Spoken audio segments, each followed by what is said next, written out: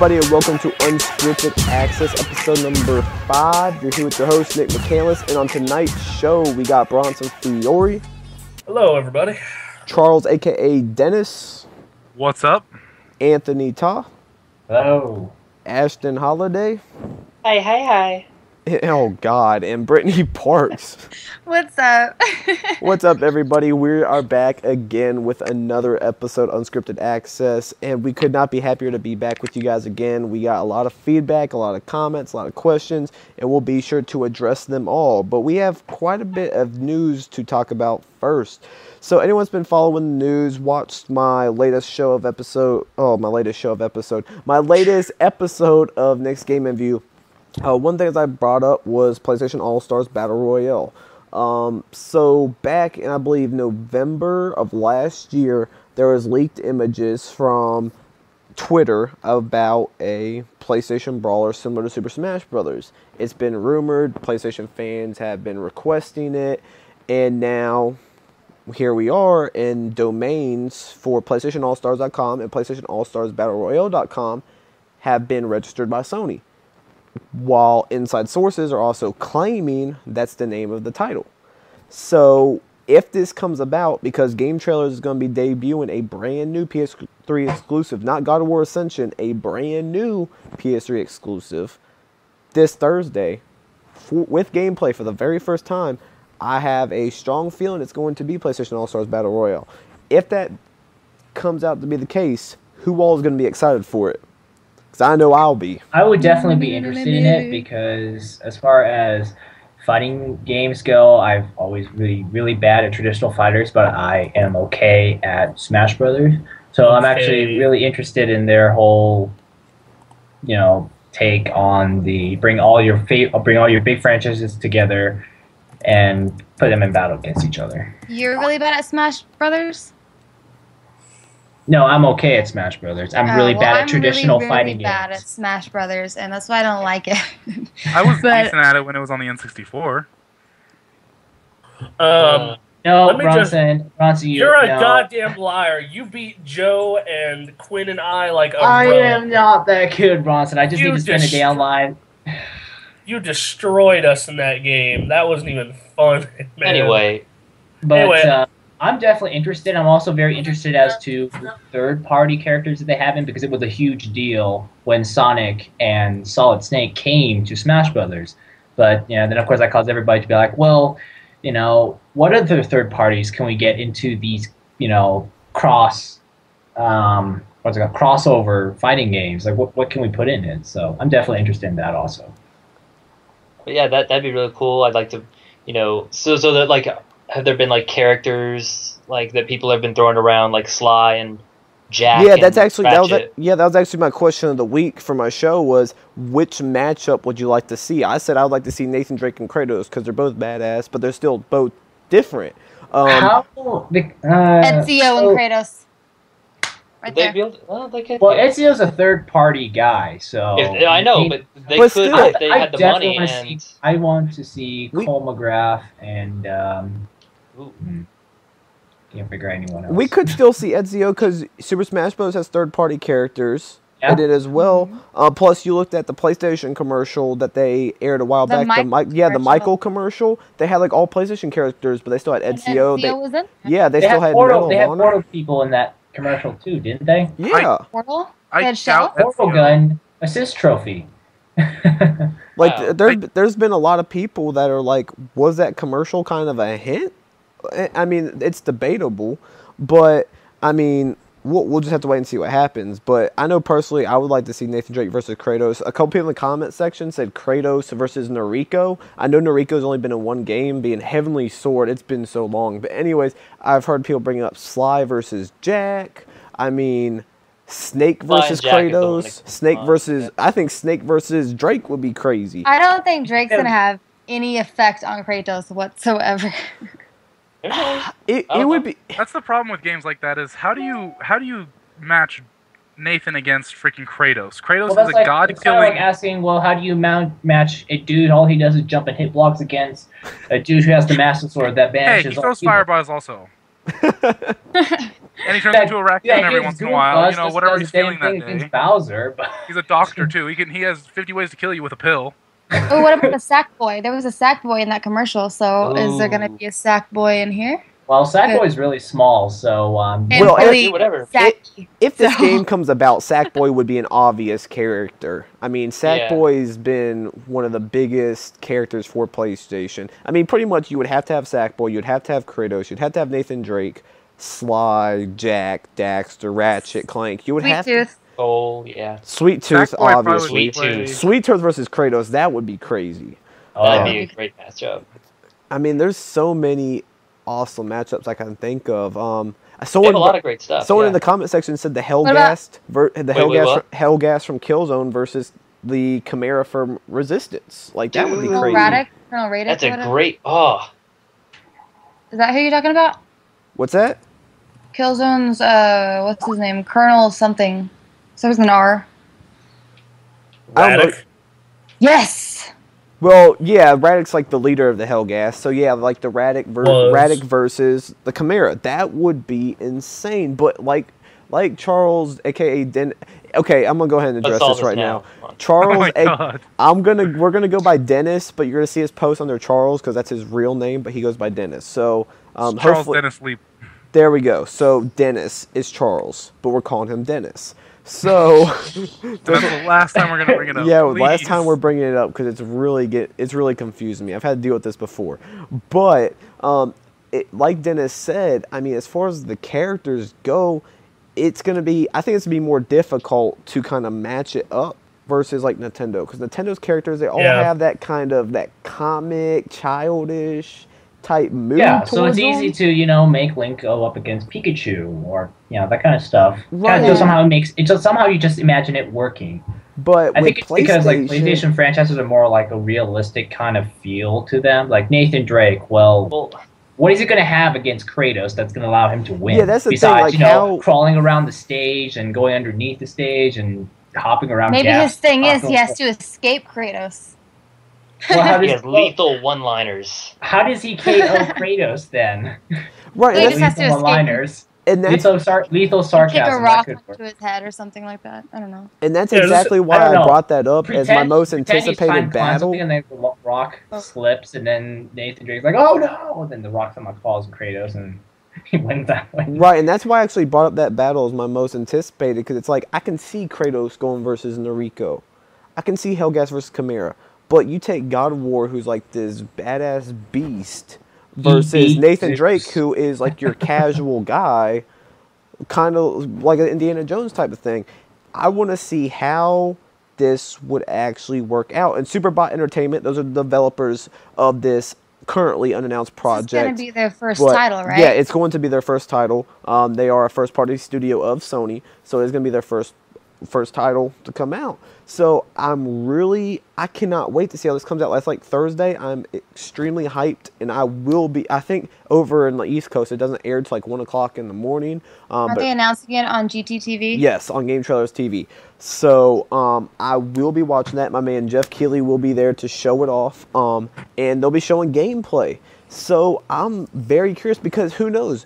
This may be a collaboration of PlayStation characters, but it may not be Super Smash Brothers, where it's... Yeah, I doubt it. Yeah, I just don't kind of see that. I doubt it's going to be anything like Super Smash Brothers. I think they're just going to take the idea of that, but they're going to have like completely different mechanics.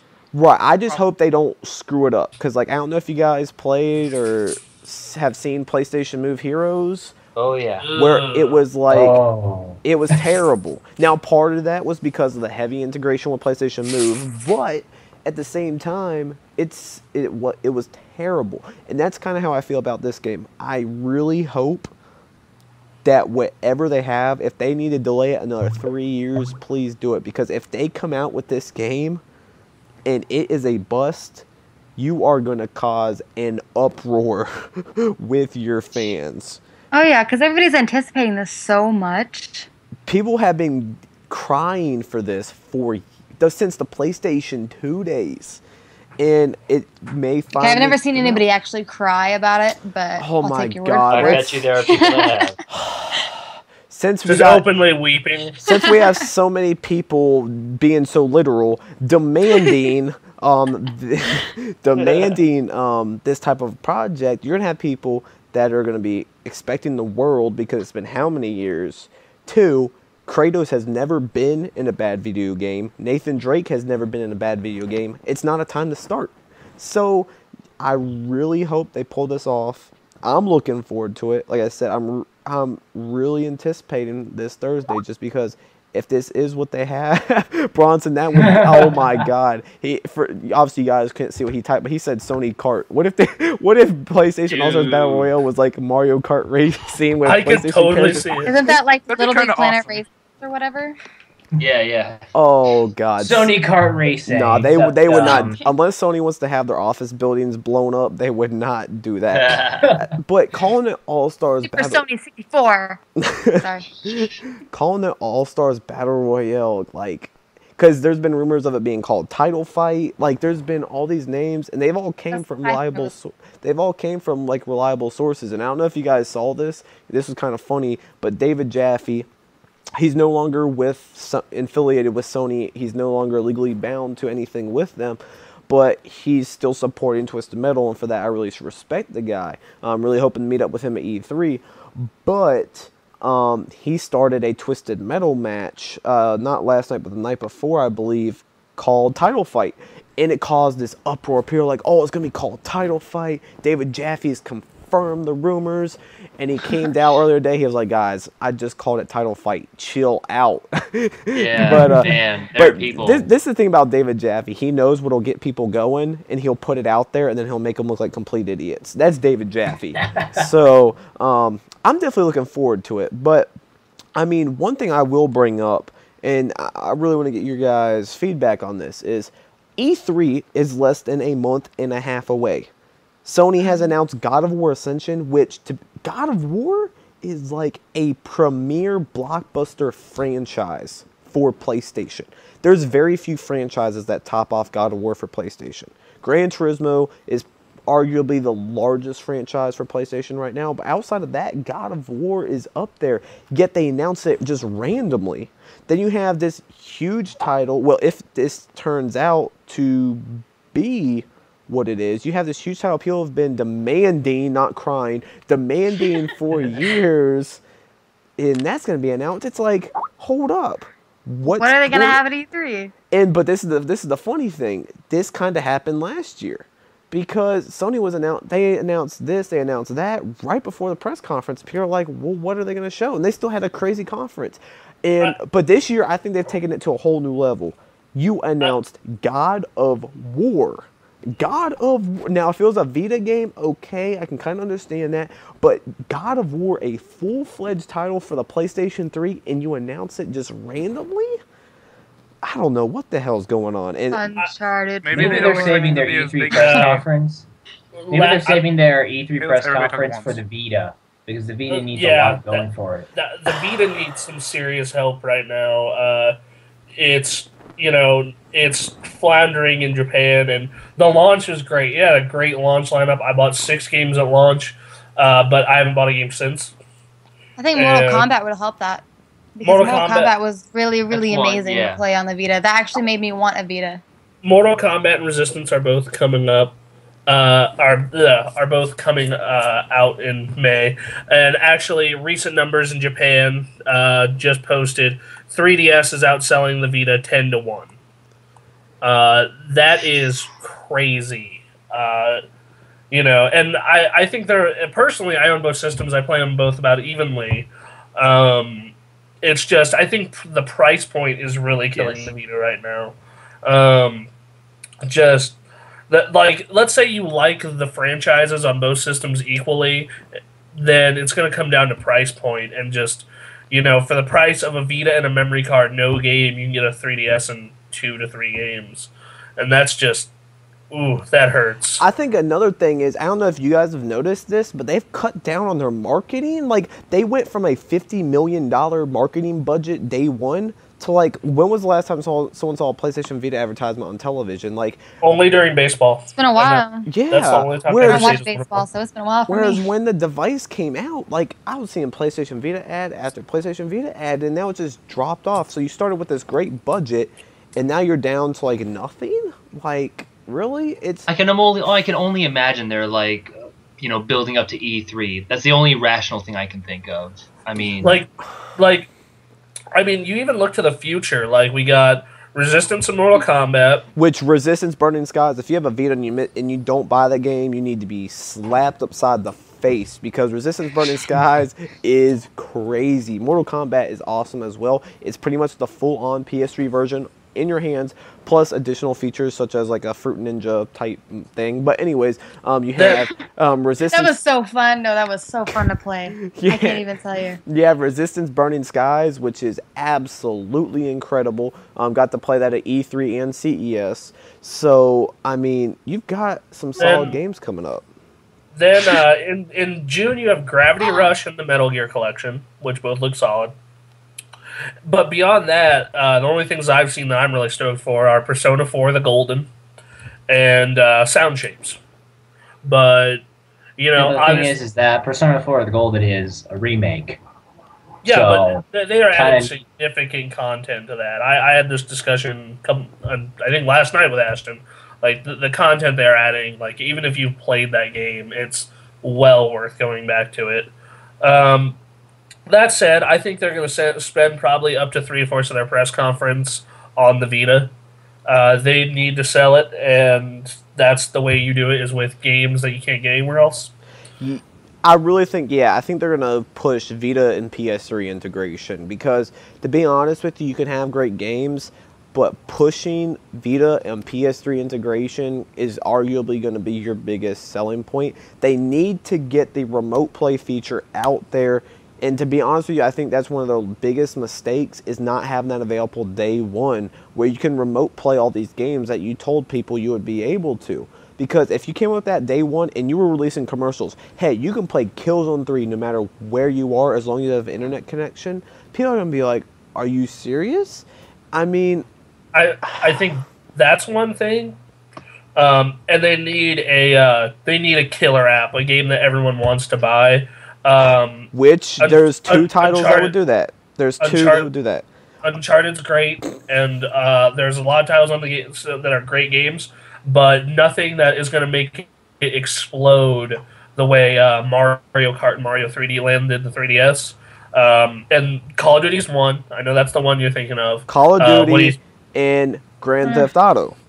Grand Theft Auto, because look, Grand Theft Auto will. If you look at the PSP, Grand Theft Auto on portables is a mixed thing though, because PSP did have a Grand Theft Auto game. And look at the sales of those. Yeah, they had those two. Sold really well. Had Liberty City Stories and Vice City Stories, and they were amazing. I was kind of thinking Chinatown Wars, but that was. Oh God, you picked the worst one out of them all. Chinatown Wars. I had half of that. I love Grand Theft Auto, but I didn't care for Chinatown Wars. Yeah, but you look at the Grand Theft Autos that are released on the PSP. Those are your top-selling games on the PSP. Oh, see, that's what I was talking about. I thought we were talking about. Well, that and Monster Hunter. Well, yeah, Monster Hunter, but United States, Grand Theft Auto. On the 3DS in Japan, several months ago in Japan, which is why the DS has such a huge amount of success already. Why do you largely the Vita is not selling great in any region? Like, what do you think the big thing behind that is? I think a lot of it just has to do with price. I think really where they screwed up, and I knew this was a screw up as soon as they announced what was going on, the freaking memory cards. Yeah. This is something that is been something that I've been saying even before the Vita came out.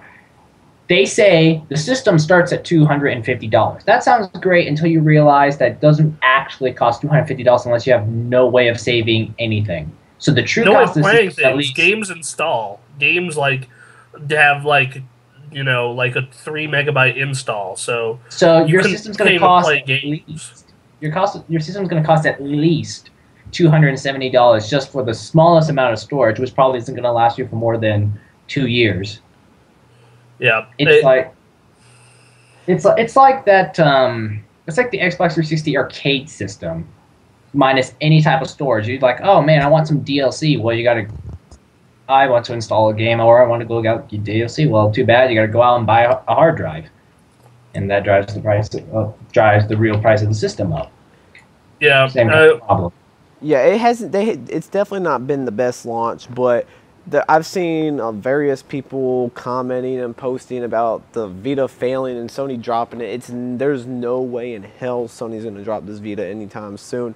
They've invested a ton of money into it. You have a ton of developers involved with the platform. It's just going to be kind of like how the PSP was. The PSP got off to a slow start, but as it became more affordable, it had a bigger lineup, it accelerated. And then you hit that point where it got busted by hacking, and sales increased more for the unit, but software collapsed. So then developers were like, okay, I'm no longer supporting this platform because I'm going to invest $10 million into this game and going to make only 2 or 3 million back while having 3 or 4 million copies pirated online. Well, yeah, I mean, there's that, and the fact that the DS is the second largest selling system of all time, the original DS, and it was really cheap to develop for, so, there was a more compelling reason to go there. My question is, do you think that the Vita will ever get ahead of the 3DS in sales? Or maybe in certain weeks, but I mean, lifetime sold. Lifetime sold. I don't think so. Because the thing is that the DS is designed, the whole DS family is designed to cater to a huge audience. The PlayStation Vita is designed to cater to people like us, where we play lots of games. You want serious games, you want games with lots of depth into them, but we're kind of a niche group. If that's I think the thing with the DS is that they target the handheld market so perfectly. The handheld market is the main people who buy handhelds are the following people: kids, retro age college gamers, because handhelds are typically cheaper and have games they like, but also have a large back catalog of retro games. And those are the two big markets for portables. And the Vita really doesn't touch on either of those, because I don't know about you guys, if I'm a parent, I'm not buying my kid a Vita. Fucking no way. Because I would be an awesome parent, but I just see the Vita as too serious for a massive audience. Because I don't even remember how young I was, and I had a PSP. Yeah, I would have rather had a PSP than a Nintendo any day. Because the thing is that I just look at the Vita and it looks like this is a system for hardcores. Because if you look at the number of buttons and analog sticks and all of that, whereas on the 3DS, you're like, I got one analog nub, you got a D-pad, 4 buttons, shoulder buttons, and a touch screen. That's just somehow easier to look at. Whereas a Vita isn't exactly something that you can learn in a night. I mean, it may have a touch screen, but it has 2 analog sticks and... Oh my God, Bronson. I was almost 15 for a young kid. I'd rather your dog be barking. Okay, well, I was goddamn nearly 15 when the PSP came out. And at first I was very big on the 3DS, or the original DS. Didn't really care about the PSP. Slowly moved over to the PSP. But the thing is, a lot of younger gamers would rather play Pokemon and Mario than they would Uncharted and Wipeout and Luminous. As would older gamers like to play the Brain Age. That's what they're into. Dude, I like Brain Age. I like it too, but it does appeal to an older audience as well. Yeah. The Vita's going to need, I think the Vita's going to need big name pick up and play type of games to, get to a massive audience. Because Nintendo has that covered easily. It's just like, okay, I want to play Mario Kart. Okay, you just put it in. You can start a race in 2 minutes, have lots of fun, and Mario Kart also happens to have a huge amount of name recognition out there also. I think once they get a Call of Duty out there, we're going to see a pretty big sales spike. I think they better do it. The thing is that they better do that before Call of Duty becomes this really bland thing that no one wants to buy anymore. If they can bring a that would be Sony's luck, right? If they can bring a Call of Duty onto the Vita, where it's the same experience as on consoles but on your Vita, that will sell and make the platform. There's really no debate in that. That will get people to rush out and buy a Vita just for Call of Duty, because overall the Vita is an incredible platform. They've got a lot of stuff going for it. They just, like I said, they need to work back on their marketing. They need that hit title. Uncharted Golden Abyss was a great title, but at the same time, Uncharted is not as big as Call of Duty. It's not as big as Grand Theft Auto. So... You really think just Call of Duty will spike sales? Because absolutely. We're talking about a franchise. I don't hate Call of Duty. I mean, I like it. I like Halo more, of course, but that's not the point. But I just couldn't imagine playing it on a Vita or even like, I don't know, just a small screen. I just can't, like, handheld shooters, not my thing. I mean, maybe it's just me, but it doesn't appeal to me either. You're not the only one. Well, the thing is, the reason why Call of Duty on Vita could sell very well is it's Call of Duty. This thing makes more money than the biggest movie blockbusters out there. It made, like, if I remember, Call of Duty Modern Warfare 2 made more money. I remember. I doubt someone's going to go out there and buy a system and the game just because it's Call of Duty, though. Yeah, I don't know. There's a lot of Call of Duty fanboys out there. Yeah, no.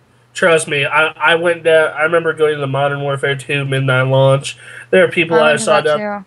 I remember seeing people down there that fucking that's the only game they play. I tried having a discussion with them about fucking games, and they're like, "All I play is Call of Duty," and part of me died inside when I heard that.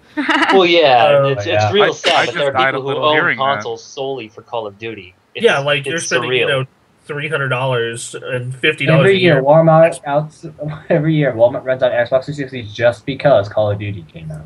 But there's this kid in my town, and he will go there from like the minute that GameStop opens that day and wait there like 12 hours, and they let him get the game like 30 minutes before, just because he waits there for 12 hours. Wow, that's pathetic, dumb, stupid. Yeah. Here's a question: what type of games and what type of genres do you like to play on a portable? For me, I like to play JRPGs mainly on a portable. They just work well because you can usually save at any time, and they have good stopping points, and they're just kind of built for the road. Especially a game like Persona 3 was and Persona 4 is, where the gameplay is set, chopped into days. Anyway, I actually agree with you. That and sports, I could play like, oh my god.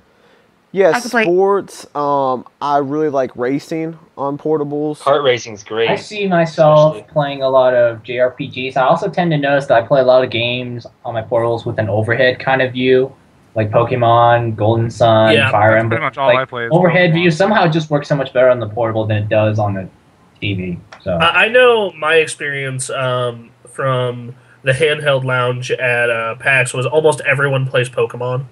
Like that game is so. That's the reason why you buy. That's the reason why most people, well, a lot of people, I should say, buy a DS or any Nintendo portable is because of Pokemon. Because I bought a Game Boy Advance because of Pokemon. I bought my DS because Diamond was coming out in 6 months, and I was really stoked for that. I remember it's a must-have thing. I remember waiting in line. It sells. The only franchise that comes close to that. Well, let me rephrase this. Pokemon. The one franchise that it could compete against as far as sales number goes is Call of Duty, and Grand Theft Auto. It's like a top 3 sales number franchise. I know it's huge. I know that just waiting in line there, just if someone had a DS out, if they weren't street passing, they were challenging people in Pokemon battles. It was ridiculous. Sorry, I'm distracted by the chat. Sorry. But overall, Sony's definitely doing a much better job with the production. They did have a great start with marketing and everything they've done with the Vita. I mean, Skype. They just came out with Skype for the Vita, and it's flawless. You can literally be video chatting with someone Skype while playing the game.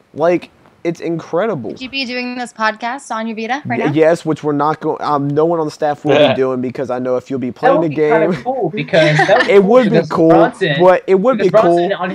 But then I would be talking and no one would be comprehending what I'm saying, and then I'd be hearing awkward silence, and then be like, "Oh yeah, what were you talking about?" Mortal Kombat. Wouldn't it be great if Bronson had Skype on his Vita and came on that shady bus, and then you suddenly hear some person singing Feliz Navidad in like the background while we're podcasting? I know. If you have like the 3G version, I think you could podcast wherever you want. If you know, we were not. Well, for most of my crazy bus stories, we were not a part of the Gamer Access. So one day I'll tell some of those. Yeah, but anyways, yes, technically it could be done. But anyways, as we were talking about Call of Duty on the Vita, one of the, pretty much like I said before, pretty much the mascot for Call of Duty was Robert Bowling. He quit and left, and everyone's like, what's this guy doing? Is he going to Radical Entertainment? Where is he going? And, oh god, Radical Entertainment. Respawn. Yeah, dude. What? I thought there was something wrong with that, but I couldn't point it out. Respawn. It's okay. at least I caught myself. Respawn. And everyone's like, what happened to this guy? Come to find out, he goes to start his very own company called Robotoki. I believe that's how you pronounce it. It's Robotoki. Yeah, that's how you pronounce it. But I had such a hard time trying to pronounce that today. I'm not sure if it was because my sleep deprivation or what. But I know I emailed you back and I was like, "Hey, we gotta talk about Roki-Toki or Toki-Roki or whatever." I was like, "What the hell is she talking about?" The Tamagotchi, or I don't. I would just like to say the name of this thing reminds me of Doki Doki Panic, which is a NES game that in the States became Super Mario Brothers 2.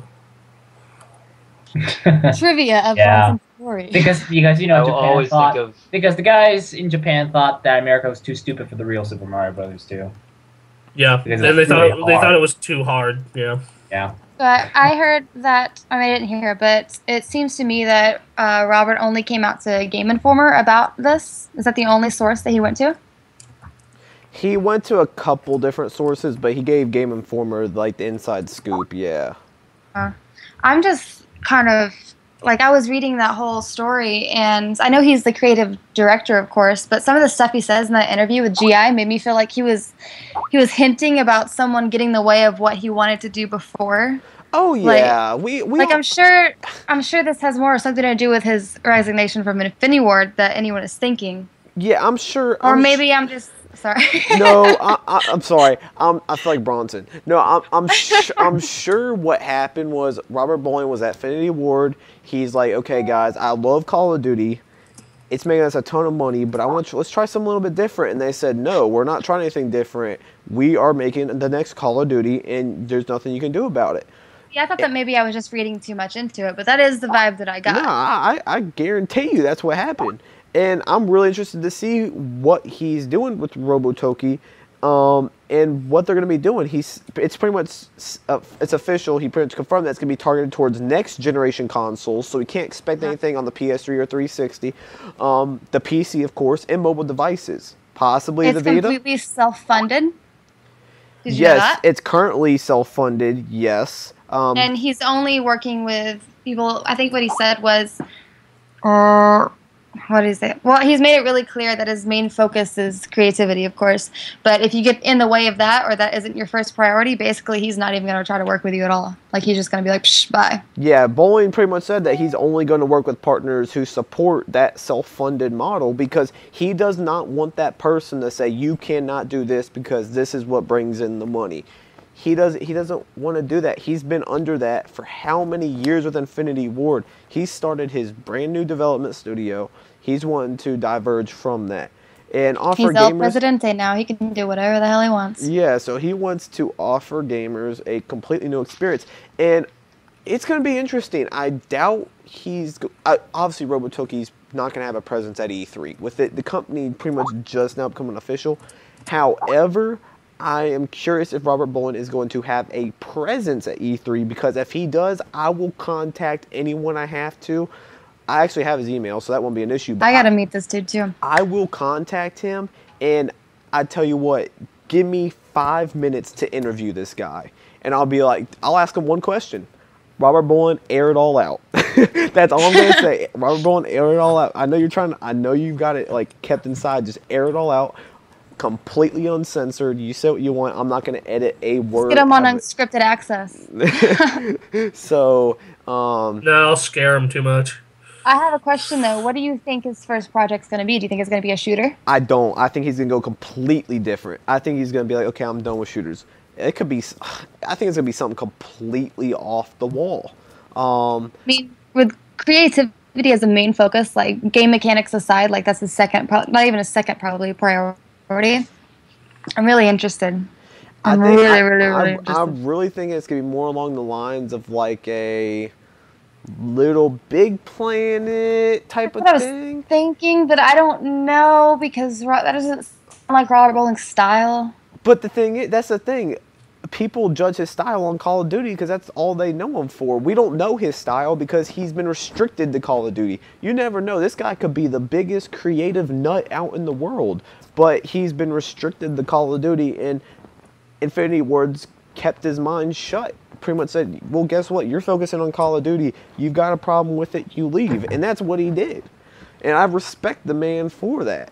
So maybe he'll like team up with Bethesda and make the Skyrim DLC like 10 times better. She did not just say that. That I can promise you will not happen. But it's going to be interesting. I really want to meet Robert Bowling right now. Like, I really want to meet up with this dude, and I'm very curious to see. And I mean, what will be his first release? Will we not see anything until the next generation consoles? Or will he come out with something, maybe a small project for the PC, a small project for a portable platform? Hey, it might just start as a basic $2.99, $3.99 game on the iPhone, Android. Hey, it could be a full launch for the PlayStation Vita. We don't know. And who he's working with. That's another thing to keep in mind. Who is Robert Bowling working with? Has he taken people from Infinity Ward with him? We don't know. Because he was definitely the biggest name at Infinity Ward. So other people leaving wouldn't make news like Robert Bowling leaving did. So it's going to be interesting. That's what I love about this industry. You just never know what's going to happen. You never know. And you see Robert Bowling leave, people wondering what the hell's going on. You think he's going to Respawn. He starts his own company. It's self-funded. It's like, what's going to happen? So many crazy things are happening. I'm like, in the gaming industry, it's ridiculous. It's like the gaming industry is turning into like a really weird soap opera. It kind of is this way. I would just like to say, I thought Brittany was just talking about things in general. I thought she was just like tripping out from no sleep. Just like, things are really weird. The walls are moving, guys. Dude. But no, this will be really cool. Yeah, Can't wait. Yeah, it's gonna be interesting, and hopefully we hear things in the very near future. But I do think it might be another year or so before we actually hear anything concrete. But hey, I could be wrong. With the company just now forming, obviously they're probably just now starting. But I could be wrong. Who knows? Robert Bowling might have had a project being worked on behind the scenes while he was with Infinity Ward. You never know. So we'll just have to wait and see what happens. Another Call of Duty thing. Yeah, another. We're all about Call of Duty tonight. God, every topic we talk about is Call of Duty based.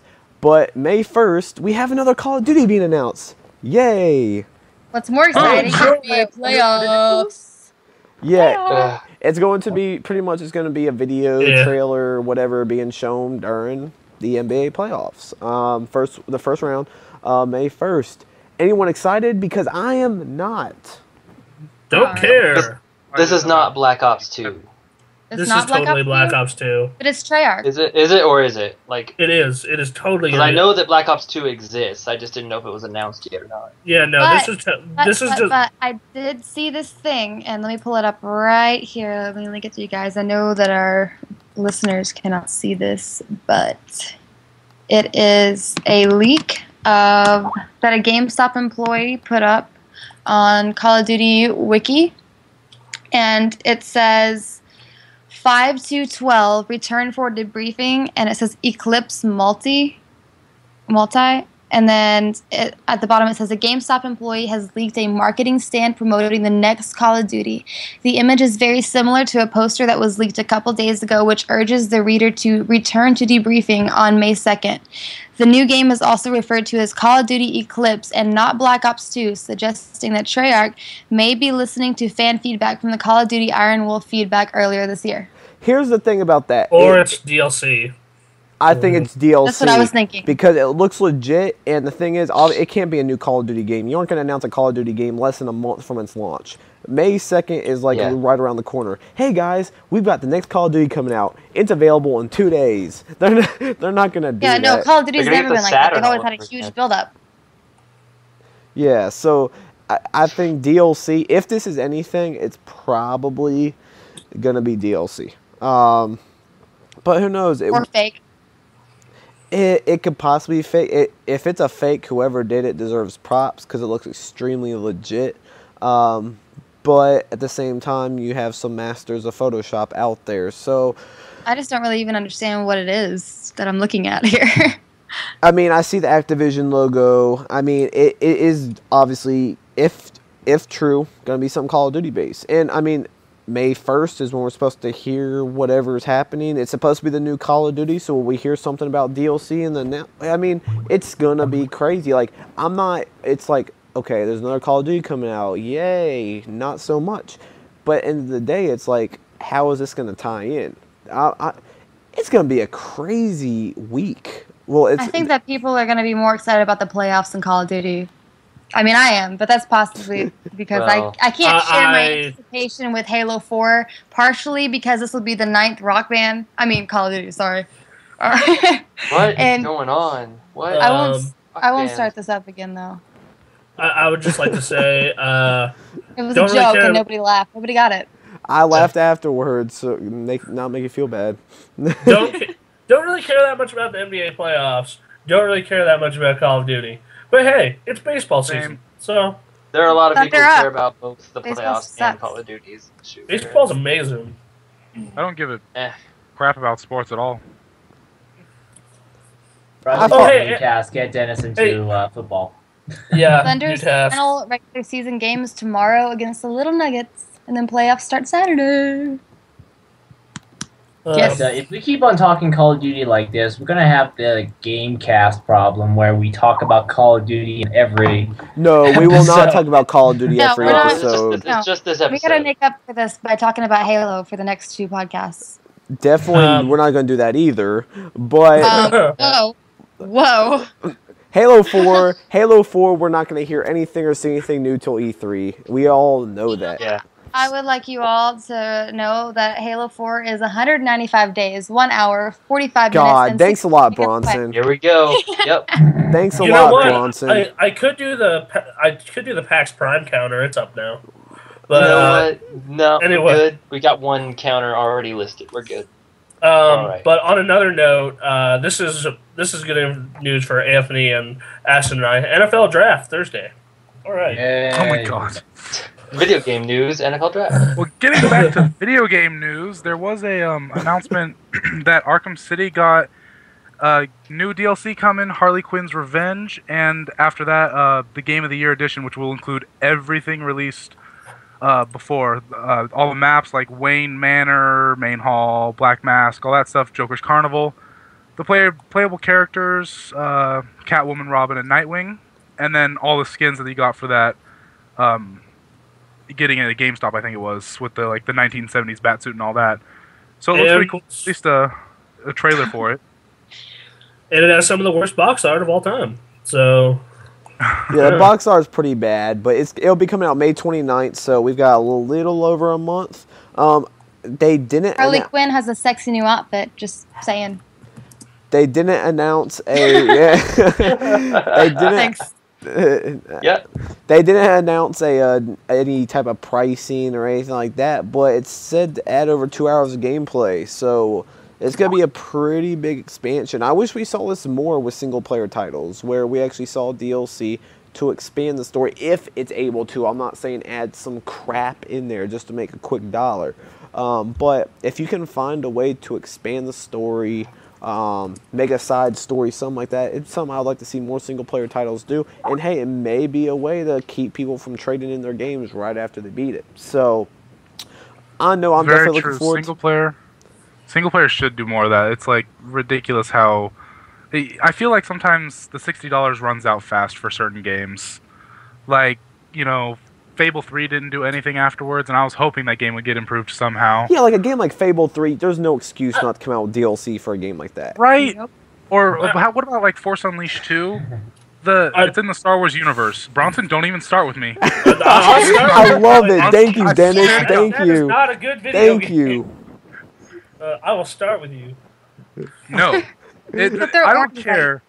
Who does not want to be a Jedi that can just kill anything? Come on. But that's beside the point because you're wrong. I'm right. We all know it. Let's go. No. Damn, you get them. Great concept. Fucking terrible video game when compared to its contemporaries such as God of War and other titles. I'm with Dennis. Damn, I was hoping the fight between Dennis and Bronson was going to go longer. Yeah, keep going, Dennis. Keep going. It's Star Wars. You can't go wrong with Star Wars, man. Yes, you can. Yeah, no, you can. You can't. Okay, there's the obvious like episode 1 and 2, bunch of terrible books and comics, that awful cartoon. We discussed this, Bronson. We discussed this. We agreed that the new trilogy would be better books, and then the original trilogy was the best, of course. But TFU 2 is just an extension of the canon and adds some badass scenery stuff, okay? I want to kick Darth Vader's ass for a third time, personally. I'm not saying that the story and the aesthetics weren't fucking good. I'm saying that the game is fucking super short and padded, and the gameplay really isn't all that fun, and it's repetitive as shit, and the combo system is kind of crap when you compare it to, you know, any other most modern action games like God of War or, you know, what's another hack and slash, or even combo-based game like Yakuza. I'll give you that. But it is like I guess I'm just too big of a Star Wars geek because I love it. I don't give a crap. I like going through and just flinging stormtroopers off any obstacle I can. It's just ridiculous. I love it. Yeah, so you are wearing a Darth Vader shirt in your Skype picture. I just noticed that. I am. Yeah, I went to a Star Wars exhibit in Orange County. She all tied out once they got quiet. I'm loving the turn that this podcast is taking. If you want a good Star Wars game, play KOTOR or Star Wars Online. KOTOR was amazing. We had this discussion on Facebook, Bronson. Honestly, it's like I do not like the whole point and freaking pick your move and then watch it play out. I liked Force Unleashed's gameplay, even if it was repetitive, more than I liked KOTOR's. It's such a shame that, you know, that game just could not compare to other action games. If you like Star Wars, you're going to enjoy it because of the story and the aesthetic. I'm saying, like, as an action game, though, compared to so many other action games, it's just kind of crap. Hey, you know what I just realized? Let's not discuss this, considering this is my next article. So, moving on. Nice tease to our future content on thegamerAccess.com. Yeah. Silence, huh? And that was a weird silence. That was a weird way to crash. All right. All right. Okay. This podcast needs to get angry more often. That's all I'm saying. Right. Well, I was hoping. Dennis. Like I will attempt. Park where we do musicals. I will try and attempt to make some people angry by saying that Apple is making so much money that they, could be completely taking over the game industry. It's not making me mad. Some news that kind of relates to this. Apple just released their fiscal 2012 quarter 2 report stuff, and the thing that completely staggers me is that their profits had a 93.7% increase. Their profits nearly doubled, and that adds to their cash balance of $110 billion. Someone at that company made a pact with the devil or something.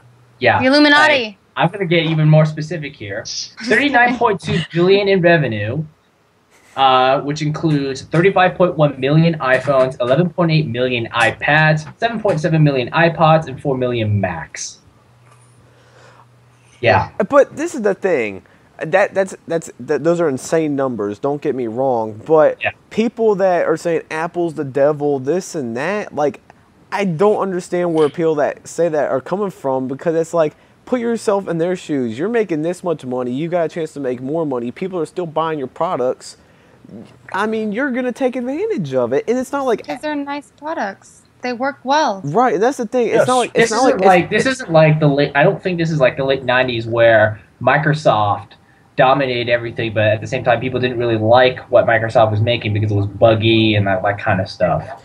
Yeah, I mean, it's compare that to today's Apple product, where things actually happen to work quite well. People like Apple products. People, buy the. A lot of people think they're really like overly expensive, but that's just because honestly they last so long.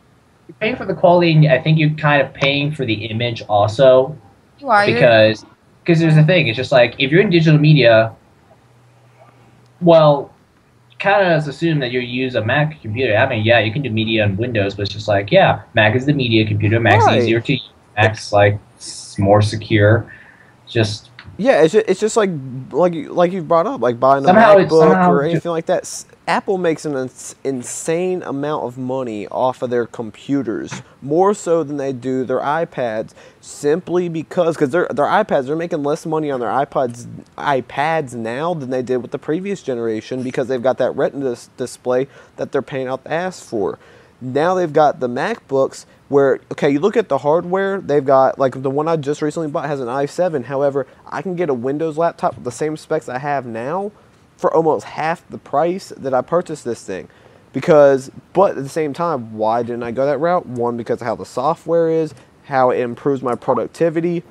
Apple's relying on their operating system, and that's what's selling MacBooks. Why do you think? I mean, yes, you can install Windows on Mac. Windows encourages that, but the reason why you can't install Apple's Mac service on Mac OS X. Mac OS X. What?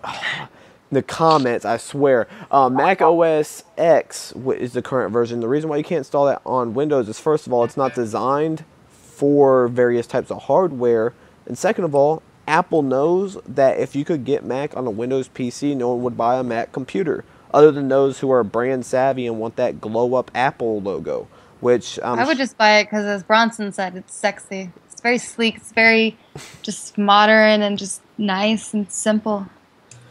But, yeah, I mean, Apple is making bank. But at the end of the day, it's not like they're letting the quality of their products, not like they're decreasing the experience that they're offering. They're still enriching the experience for their customers. They're just finding ways to do so in a profitable manner, and that's why Apple will continue to strive.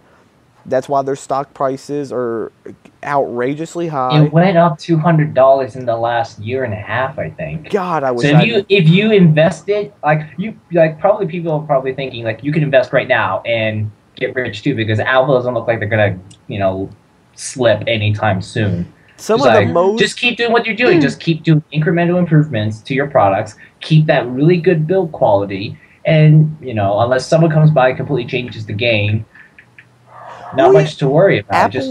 Apple has built that brand recognition. I don't think there is a single company in this world that is more recognized than Apple. I guarantee McDonald's. I'll give you McDonald's. You got me there. Coca-Cola. Because this world, we've got so many fat people. What's wrong with fat people? Whoa! Oh my God. Yeah, hey, what's up? Well, yo. We can't all look as good as you, Nick. Okay, I happen to find there's just more to love. I can contain all this awesome with a body your size. 6'4" and upwards of 300. All this awesome is fitting perfectly in it. I'm fine, thank you very much. I did not mean that in an offensive way to fat people. Do not make me snap my fingers in a Z formation. But also Coca-Cola. There's Coca-Cola sold in like little tiny villages out in the middle of fucking nowhere. Coke. Okay, McDonald's, Coke. I thought Coca-Cola was like the thing of the 1950s. Like, No. I don't ever drink Coca-Cola. I thought they just drank that in glass bottles and their curly hair and their Ray-Bans and their long skirts. Nah, there's like villages out in the middle of nowhere where people will walk like literally 25 miles just to get a bottle of Coke. Like it's Coke all the time. It's well, we're in America. We can just go buy some from the from the grocery store, so we're blessed on that front. But also, would like to say Coke better than Pepsi. I would say Apple's more brand recognized than Pepsi. I don't drink pop. I drink water, and that's. I normally don't drink. Before we diverge into what we drink, because that could go off into very interesting tangents. like that website. Which we're not going to... Oh, the Drunken Moogle, yeah. God, I knew this was going to come up. But yeah, no, if you are over 21 or 20... If you're 21 or over, go to the Drunken Moogle. You'll like it. Or you just want to, like, admire things. Yeah. You can go there. Yeah. So... It's DRUNKEN... How do you spell Moogle? MOOGLE. Also, if you're a fat kid and you want to admire some things like me and Dennis... go to a Tumblr. It's called "This Is Why You're Fat." So, I think we should kick this off with the questions. With the questions. I'm a duck now. I say quick. Questions. You guys want to start the questions? Go right ahead. All right. Cryptic T, what's your worst moment since joining the industry? The worst. God, people love asking questions about like our experience. They love asking questions that we have to struggle to answer. They just love putting. Well, those are the best questions. I don't want something that's easy to answer. The worst thing I've oh my God, like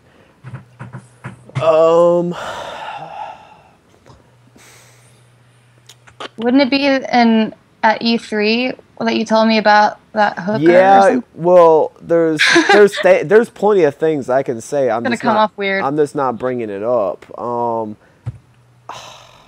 I have one. Yeah, go ahead. I need to think more. PAX Prime 2011.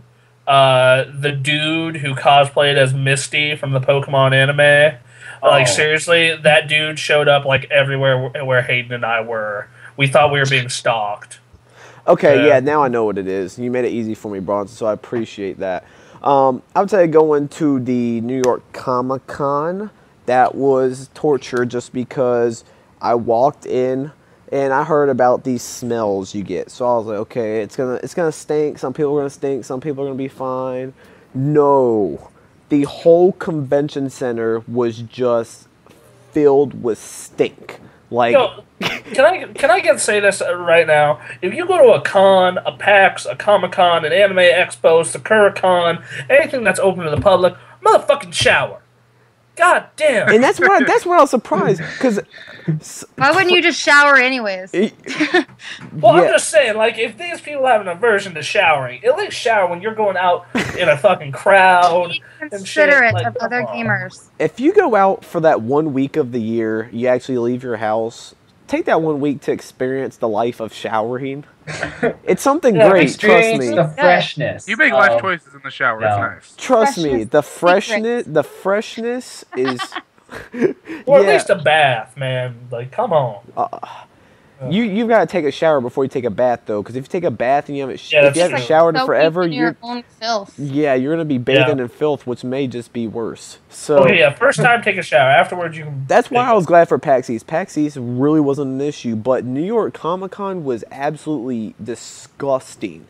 This was the sad thing. Like, you would walk in there, and like an hour in, you'd become so used to the smell that when you actually left the convention center and started breathing air, it felt like you were breathing air for the first time. It was that bad because there was so many people that just stunk, and it was terrible. I am so glad that Wheaton's Law exists for PAX. You had these people that did not put deodorant. They had like waterfalls falling out their shirt, and I'm not exaggerating. You scared me so much with this. You talked about this, and I thought this was going to happen at PAX East. So I remember. I didn't say it was going to happen at PAX. No. I remember one moment exactly. Whenever this guy that would fit the profile of a guy that doesn't shower got on the elevator with me, you, you and Ashton, and we all just kind of looked at each other like, should we hold our breaths or not? Yeah, and I waited for 3 seconds. I was like, okay, he's good.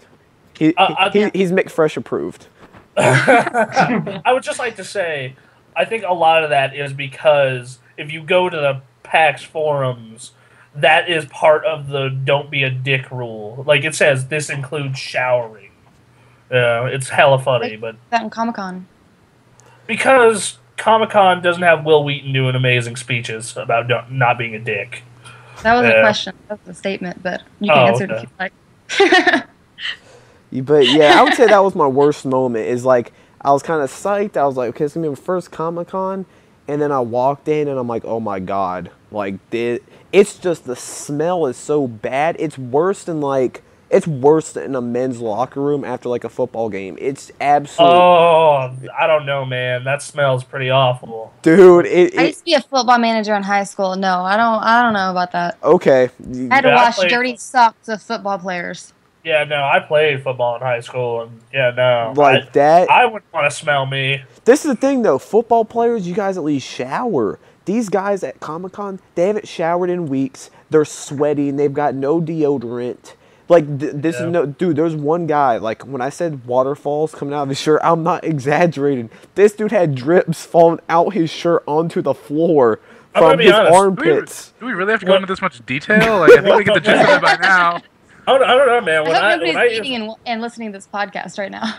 I don't know, man. When I used to lift weights, dear God, I remember some of the guys in our weight room in high school. Like, we had this guy named Paul. When he bench pressed, we had to have a towel on his bench. It was super gross. Who hasn't answered the question?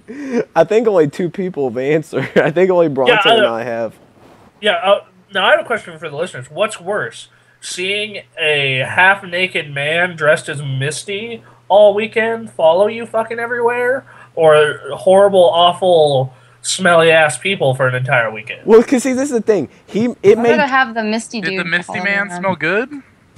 Yeah, I would rather see that guy, because while that's disgusting, it isn't impacting me. It's only making my eyes kind of freak out, but I'm not having to breathe. Yeah. I'm not having to breathe in someone's disgustingness. I just made up a word, I know, but I'm not having to breathe in someone's disgustingness. McFresh cannot take a breath of that non-showered waterfalls from the pits Comic-Con attendee. Like, that's just disgusting. So, yeah, let us know what you think in the comment section. God. So, we know you guys' worst moments since joining the industry. Yeah. Who hasn't answered? Anthony? I think only me and Bronson have answered. Yeah, okay, that's all, yeah. So, I don't think I've ever had a bad moment in the industry, so I don't really have an answer for this question. what about Ashton? Ashton, are you here? He's disappeared, but I just did that same thing where I fucking muted my mic. What? Damn. Anyway, so I'm the same. Like, unless you guys can bring up something from PAX East that I don't remember, I haven't really had a problem. It's been fine. Did you eat old pizza at PAX East? That wasn't a bad experience. That just makes me want to go back to Boston. I know at PAX East you sent me a pissed off text message about something. I forgot. That what it was. is something that is not to be discussed on this podcast. Okay. You were pissed about something. I forgot what it was. Yeah, don't worry about it. That was something else. That doesn't even really have to do anything with the gaming industry. So. Dennis, did you answer? I haven't been in the industry long enough to really answer that question. I've been here for maybe 2 or 3 weeks. That only leaves me. Damn it! I was trying to put my question off because I don't know what to say. Well, I'll have a second worst moment while Brittany thinks, because this is another one that I forgot to bring up. I might have brought this up during our E3 recap last year. I'm not sure, but the crackhead incident. So. Oh yeah, you did. I remember this story, and I got another Prime story when you're done with that. So, Man. so for going on 3-hour podcast. We've got plenty of new listeners, so I'll go ahead and diverge into the story, because if I didn't have you interested at crackhead, I don't know what would. So, downtown LA, it's nice as long as you're within a certain proximity, but there's some interesting people out there. So, I was there with Jessica, Amy, and Angelica. If you guys have been following our coverage from E3, you know who they are. You know what they look like. Jessica, she's all over the place now, so congratulations to her. But we were about to go get some food before E3, and we're like, well, there's an IHOP, so let's go to IHOP. So we had the Escalade limousine rented out. So we're going to IHOP. We stop, we get out, and there's this guy standing outside the limousine just looking at us. And I'm like, okay, cool. He's just looking at us because we're coming out of a limousine. No big deal. So we start walking. This dude starts following us. And I'm like, okay, this is kind of weird. We keep walking because the limousine driver had to drop us like a block before the IHOP. So keep walking, and I turn around. I was like, is there anything I can help you with? He's like, nah, man, I'm just looking. And I'm like, okay. So we just keep on walking. I thought nothing of it. And we start walking in IHOP. The dude walks in the IHOP right after us. I'm like, okay, this dude's beyond creepy. So I see the dude dressed up nice. I was like, okay, that must be the manager. I say, are you the manager of this IHOP? He's like, yes. I was like, well, can you kick that dude out? It's like, and you could tell he was on crack just because of how he was acting. So he kicked him out, and we were like, okay, cool. So we dove in. We started eating our pancakes. Pancakes were delicious. But we went out, and we were about to hit the limousine and go back to the convention center and get started. The crackhead's waiting outside the door.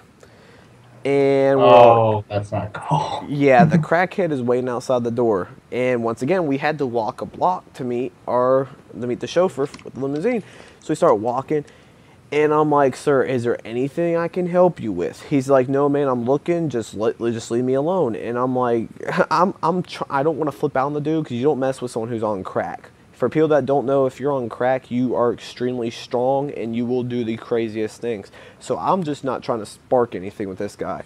So I'm like, okay, when we see that limousine, we're just going to open the door ourselves. We're going to fly in there and wing it out of here. So we do just that. We walk up there, we open the door, and we slam the door, and we're in there.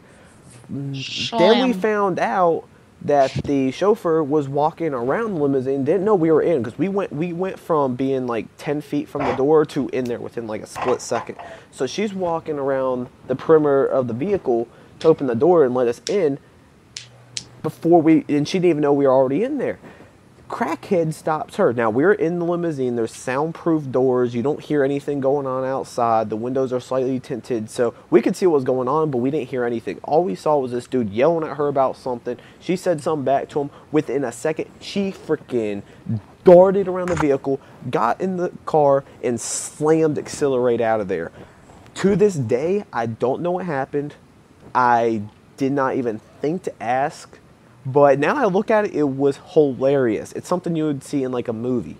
But that was, I would say, you know what? I wouldn't even call that the worst. I would just call that was the weirdest. Most entertaining? Moment.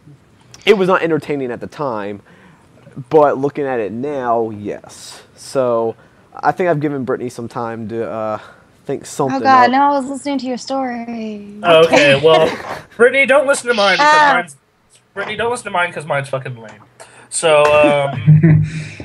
Hayden and I are up at PAX Prime. It's around 3 in the afternoon, and I decide I want to pick up one of the shirts for the convention because I always pick up a shirt if they have one at a convention, be it Anime Expo or whatever, and I want to pick up one of the PAX 2011 shirts. So, I'm out of money, so I go to the ATM machine, and I realize my fucking debit card's gone. And at first I think, I had to leave it in the room, probably when we checked in. So I go the nice half-a-mile walk back to the King's Inn, check with the front desk, see if I left it there. And then I go up to my room, and I couldn't find it. And I fucking tear our fucking hotel apart. I'm fucking losing my mind. Because I have like $500 in that account, and I need it to live on for the weekend, and to pay for shit, and the hotel and whatnot. And I'm freaking out. And then I call the credit card company, have it canceled. And right after I have it canceled, I figured, well, I'll just live on my credit card for the weekend. It sucks ass I'm going to have to pay back the interest, but oh well. And then 2 days later, I find it. And I was so pissed. Because now I have to pay interest and just God damn it! Where'd you find it at? Ended up finding it at Halo Fest in the Lost and Found, because because I figured before we leave, I'm gonna check the Lost and Found for a couple places. It was the Halo Fest fucking Lost and Found, because I apparently left it on the counter when I bought CDs. So great. Also, another story. When we're checking into the hotel, they declined my debit card because I'm out of state, and they thought someone stole it. That was fun. I think I spent more weekend on that phone with my bank than I probably ever have because of fucking problems. Didn't lose my debit card, but I did lose my phone twice, so that's like multiple worse times.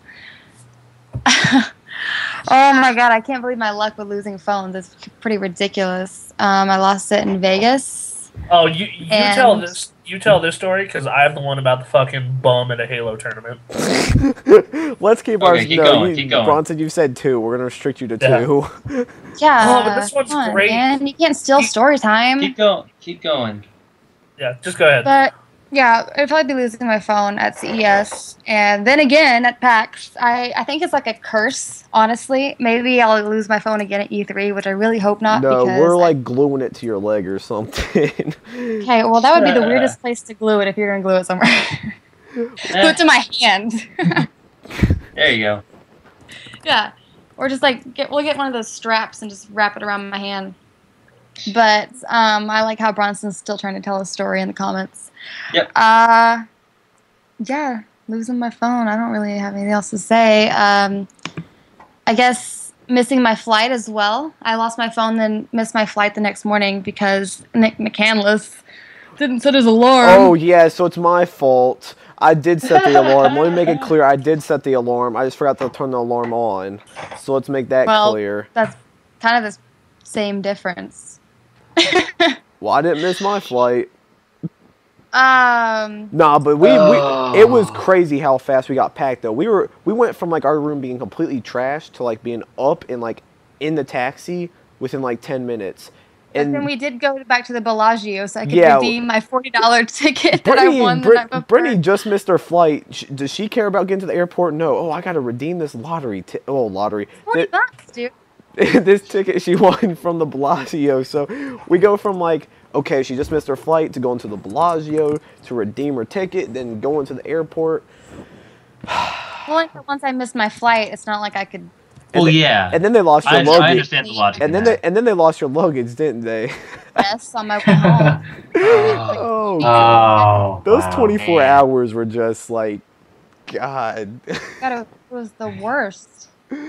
Oh man, but looking back at it now, it's hilarious now. It's hilarious that I lost my phone at PAX. I lost it twice. You lost it twice. I lost it in a taxi cab, and then we had to call a taxi, and then he came back, and he was like all pissed off and everything because he told me to meet him at the other side, which I don't even know what that meant. And yeah, he gave me my phone, and then I lose it like 2 hours later. Yeah, something like that. I remember that same night. Like this is possibly a story for me. Is that same night we eventually went to sleep at like 3. You guys went to sleep at around 2:30, 3 o'clock, and I decided to go out, and I checked with the people in the lobby, and I went to the convention area, and I walked down. I actually ran across like downtown.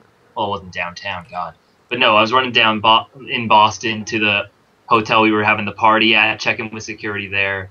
And then came back at 4 and was exhausted. Thank you for doing that for me. And then like I was checking for like a wallet, and it was in your purse anyway, so that was great. So, yeah. Yeah, it was actually hidden behind my suitcase. I like threw it when I got in the room because I was mad at my phone. But probably this would be the worst moment at PAX for me, Ashton, and Nick. I was up coughing the entire night, the last night.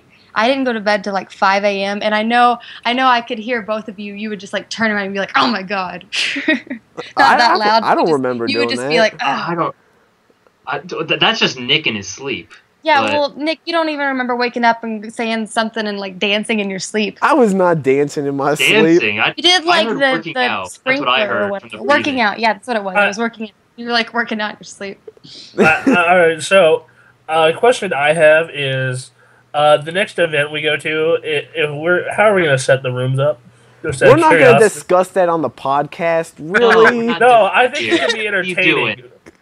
I think it could be entertaining to listen to this. Are you going to ask the question of who is going to bed with Bronson? I'm not. Yeah, basically. God, why are we talking Jenny wants to know. Yeah, thank you, Brittany. We'll discuss this during our meetings, please. Thank you. Let's continue. Just so you know, I snore like a goddamn crazy animal. And that's why I'm gonna stay on the. He chokes himself. If we end up, choke myself. That's why I'll make sure I'm the furthest distance from Bronson. There we go, Bronson. If that's your answer. I'll be the furthest away from Bronson. Because I didn't write down the whole entire question. 1 second. Yeah, there's no way. If I happen on going, like I sleep talk really bad. Like I've apparently like held full conversations with people and I don't remember them. There we go. So Dennis and Bronson can room. I would not let my mom leave for work because I told her that I had to get my friend a video game before. And I had no idea what I was talking about when I was told. I've also paid my friend to take out the trash because I didn't want to. Anyways, okay. I just remembered it's not really a bad gaming experience, but since we're all talking about terrible travel experience, I've got a pretty decent one. So basically, I was supposed to head down to Las Vegas for a school event. Vegas for a school event, yeah, great excuse. School-related event. We stayed at this hotel on the Las Vegas Strip that's called the Imperial Palace. Oh, God. I've heard stories about that place. Now, I'm just going to tell you, as far as hotels go... Oh, God, yo. I am just baffled at why the hell the state of Nevada, for FBLA, Future Business Leaders of America, thought this was a great place to hold their damn state meetup. Because... Wait, is Imperial Palace the hotel room, okay? Imperial Palace was the place that like broken down shit on the Strip. Oh. Yeah, I swear the place has not been renovated since 1989. Okay, the TVs from the mid 90s, the game controllers from 1996 when the Nintendo 64 just came out. The wall plugs were not like correctly fastened, and there weren't enough wall plugs because this room was clearly not designed for a generation of mini mobile phones and laptops. So there's that problem. I've got stuck in an elevator with, a couple people. Food's okay, I guess, and you can't sleep at night because you could try sleeping, but there happens to be a big party all the time outside, just outside the window, down at the, next to the hotel, so you couldn't sleep because you hear all the noise. The bathtub didn't drain properly. The fan doesn't work correctly, so it's always super humid. The convention room layout is completely confusing. You don't even know how to get there, and the hallways were narrow, so it was always cramped. And and at the time, I actually looked up room rates. Staying at the Excalibur was actually cheaper. So the only redeeming feature that this, hotel on the Vegas Strip, the only redeeming feature is that it happens to be smacked in the middle of the Vegas Strip. Caesar's Palace is just right across from it, which kind of makes you feel really bad every time you walk out. See, that's one thing about this hotel is terrible. Food's okay, but there's nothing really good. I got stuck in an elevator, and the girl that I was stuck in the elevator, she immediately brought up, so this is the part where we start eating each other, and I'm just like, looking at her. I'm just like, someone has to bring up the story of when we're stuck in an elevator, we screwed, but all we have to do is push for a different floor and we're okay again. Oh, God. And the elevator was making these weird creaky noises, too, as if it was going to snap and we're going to, plummet down. Oh, it could have been like that movie, 3 floors. Oh, my God. Man. That elevator. And I walked outside one time and I saw this Aston Martin parked right there, and I was like, that dude doesn't know what this hotel is like. What probably happened was it was probably some dudes that were like, okay, we're going to go into Vegas, so we're going to rent an Aston Martin so we look all cool, and we're going to stay at this place called the Imperial Palace because it's on the Strip, so it's going to be nice. I guarantee you they didn't even own it. And if they owned the Aston Martin and they stayed at the Imperial Palace, I feel sorry for them. Because that's one thing about me. It's just some manager. That's one thing about me. I know my hotels, and there ain't no way in hell I'm ever going to stay at a spot that ain't fresh for Nick McFresh. I'm just making that clear. Yeah. That place is definitely not fresh. See, Nick's... 89. I love Nick's hotel standard compared to mine. Because mine is clean bed, clean shower, doors locked. See, that's it. No, sir. You know, I just, like, I remember going in, just like, we should stay in a hostel. It would save money. No. You can stay in a hostel. I will not. But yeah, next question, please. Bronson, you're killing me. Shut up. Stick an orange in your mouth. Stick an orange in your mouth. On the show, you guys often bond very well together, but do you ever argue with each other? And if so, what was the worst argument you have all been in, whether it's one-on-one or as a group? Just now. How ironic was the next question about arguing? Just now. Yeah. On our podcast is whenever we argue the most. But I would say like at events. I don't think we should go into any detail.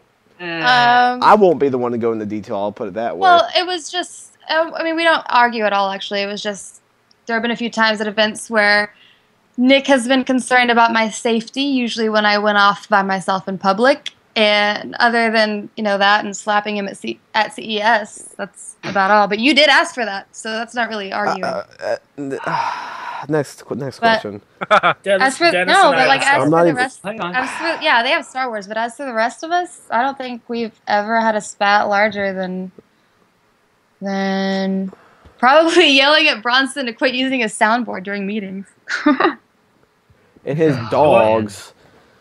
Yeah, and your dogs. And your... Hey, man. And there aren't really arguments. We've been fine.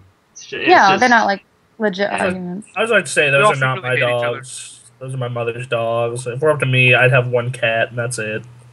Yeah, but there's not been any serious arguments, so we tend to get along pretty well. We're a happy family. So we all secretly hate each other. Yeah. Game of the Year award. Civil for the podcast.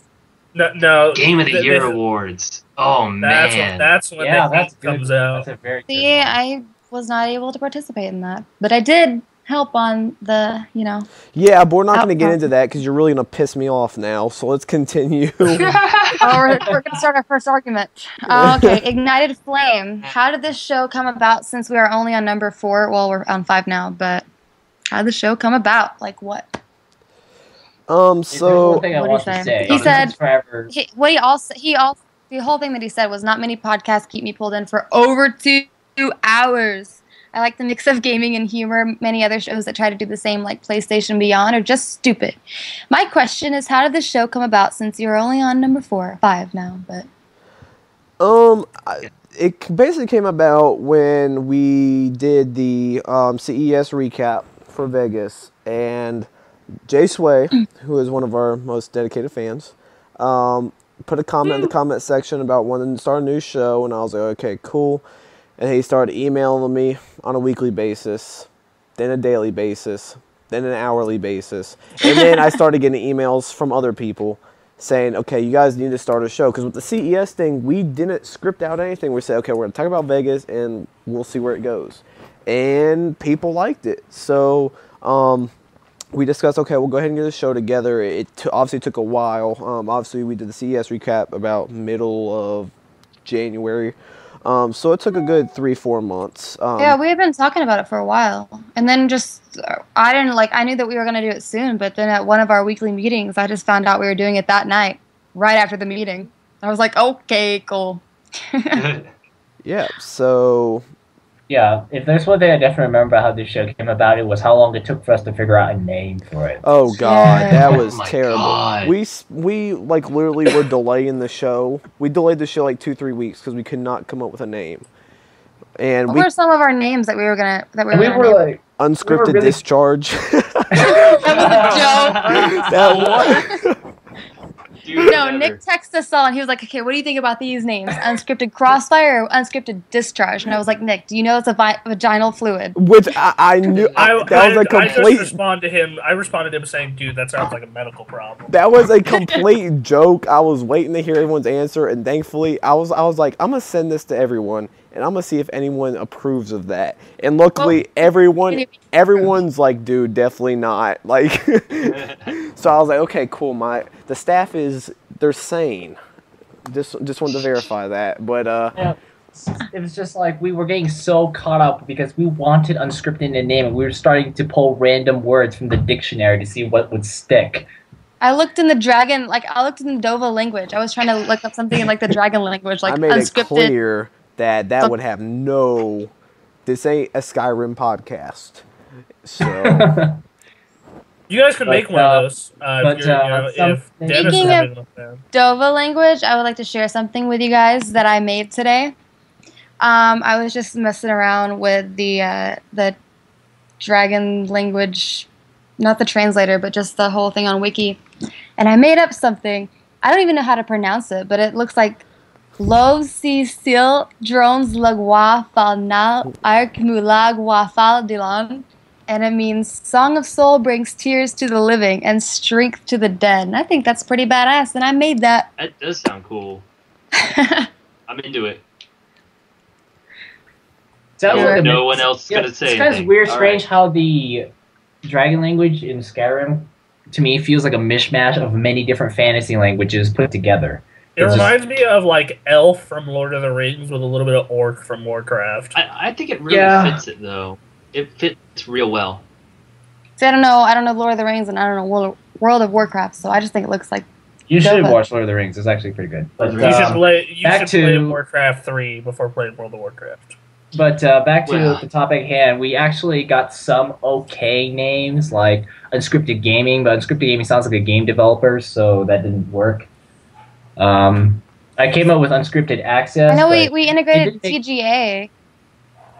What did I say? I was like unscripted beta. I said unscripted beta. I said unscripted beta, but I didn't really even know what I was talking about. But the only thing I ever came up with was unscripted Triforce, and yeah, that's a Zelda podcast. Like I thought of unscripted access, but that didn't quite make sense because somehow, as far as meaning goes, but it makes sense now because it sticks. The name sticks, but it doesn't make any sense. But then again, saying the Bombcast doesn't make sense either, but uncensored access. That's still we're working on that. That's our joke. That actually didn't really sound very good. Please edit that out. We have a secret show. It's a tune at a certain time and put in a code. Oh man! After playing all this Fez, no, let me create a code. Oh, it'll be this hidden podcast that we'll do. And only the dedicated user will find it. And when they find it, we will be scarred for life. Or something. I don't want to do an X-rated podcast. Okay. Oh, boy. Who's next? Next. Oh. Thank you for the question, whoever. That was Ignited Flame that asked that. Ignited Flame. Alex, 1873. I'm not really going to elaborate on that too much. I just want to tell you that I appreciate your respect nowadays. And I kind of elaborated on what you're talking about on my blog, which is BrittanyParks.com. And you can check it out there. I didn't really address it in full, but yeah. And to address the Max Payne 3 thing directly, because I think a lot of people have been anticipating that. I did tweet about it being up soon over like a week or so ago before I actually wrote it, and things came up. Some my fault, some not, but I do apologize to anybody who was anticipating that. And I can say for all this time that it will be up this week, but tonight I am getting sleep because this girl hasn't slept in 24 hours. End of story. Now, Nick, you have a question. You have a personal question. What's the question? Let me. It is by TJ Khaled, something. Oh, TJ. Okay. Nick, what does and did it take to get to where you are today? Did you ever see yourself getting this far? Okay, so I'll answer the second question first. Did I ever see myself getting this far? No. What it takes, pretty much, I'm gonna try to. It's a long story, but I'm gonna try to consolidate as much as possible. But pretty much, I mean, I never saw myself ever getting into the game industry at all, to be honest. It was something I did in my free time. I was really heavy into sports. I had an injury, and I said, okay, what do I need to do? I moved on to my next passion, which was gaming. Looked at it as more of a spot to pretty much just copy and paste content, which is what a lot of websites do now, but keep in mind this was 4 years ago. But Bronson just asked what injury, so I guess if some of my staff doesn't know, I guess a lot of the fans don't know, so I'm going to keep it short and sweet. I was playing baseball, played for my high school team, and one day I was pitching, threw the ball, had a ball hit back at my knee, completely shattered it, had knee surgery. Doctor pretty much told me that I'll never, he didn't say I wouldn't be able to play again, but said I won't be able to perform in a way that I used to be able to. So I was like, okay, I was like depressed for like a month, and I said, okay, I need to get over myself and I need to do something else. So I kind of said, okay, well, this gaming thing, it's something I'll just do in my free time. We'll see how it goes. And it just evolved over time. And I mean, what it takes, it honestly, thegamerx.com is a huge success, a lot of stuff going on, but there's a lot of other projects that I look forward to being shown off and announced later this year. But to be honest with you, it takes losing a lot of sleep, taking on a lot of stress, taking on a lot of responsibilities, and just having that passion. Because if you don't have the passion to do what you're doing, you're not going to put in your full efforts. If I wasn't passionate about the gaming industry, I wouldn't go 2-3 days without sleep to get a project done. I wouldn't be spending so much time on a website that I'm not making any form of financial income from. I'm not making a living off the website. I'm barely bringing any type of money to the site, and any type of money is pretty much just to cover the hosting costs. So understanding that, okay, I know what we can do. I know what it's going to take, and you've got to execute it. No ifs, no excuses, no buts. You just got to pull through on it. And hey, that's gonna cause a lot of things. It's gonna say, okay, you used to play video games 3-4 hours a day. Well, guess what? I haven't played a video game. I haven't sat down to play a video game for over an hour, I would say, in probably at least 3 months. Just because, hey, I've got so much work to get done. I do have a personal life still. I'm still doing work through college, and I've got to find a way to have financial support, so I do stuff on the side. Nothing illegal, of course, but I do a lot of stuff with like stocks and things like that. So finding that balance, time management is key. You've got to be able to manage your time. When you don't have a set schedule for everything, you've got to say, okay, I need to get this work done, this work done, this work done, and this done. But I only have this many hours. How can I arrange this? And for me, that's led to, okay, I've got 20 hours of work. Well, it looks like I'm losing 5-6 hours of sleep because there's no other way I'm going to get it done. And having that passion to do that, and having the fans as a way to inspire you, having the haters as a way to inspire you, just fuel that flame, because you've got to keep pushing. There's been many times that I just wanted to quit. I was like, this isn't going anywhere. I'm not bringing any type of money. I should be getting paid to do this. I used to have that mindset. I should be getting paid. And I was like, look, if I want to make anything of this, I need to get my mind straight. I need to realize that if I want to get to where I really want to be, I need to get my act together, stop making excuses, and just push through. And I will never forget that day. There was that one day where I went from wanting to quit. I got an email from someone telling them that I inspired them, that I'm not going to get into it, but it was emotional. I'm not going to lie, because I actually had an impact on this person's personal life. And when I received that email, I was like, there's no way I can quit at this point. And that's because I don't go out as much as I would like to. I don't, pretty much I would say 95% of my free time goes to something related within the gaming industry, whether it's the website, doing something that I've been working on behind the scenes, trying to arrange plans. But just, you've got to have time management skills, you've got to have patience, you've got to have persistence, you've got to have passion. It takes a lot. And there's a lot of people that just can't do it. And that's why you see a lot of these sites, they start up and they go strong for a few months, but then they just fall off because the passion fails. They don't see the results immediately. And you've got to realize that it takes a lot more time than what most people think. So I really don't want to push this on for too long, but I didn't want to give you a short answer either.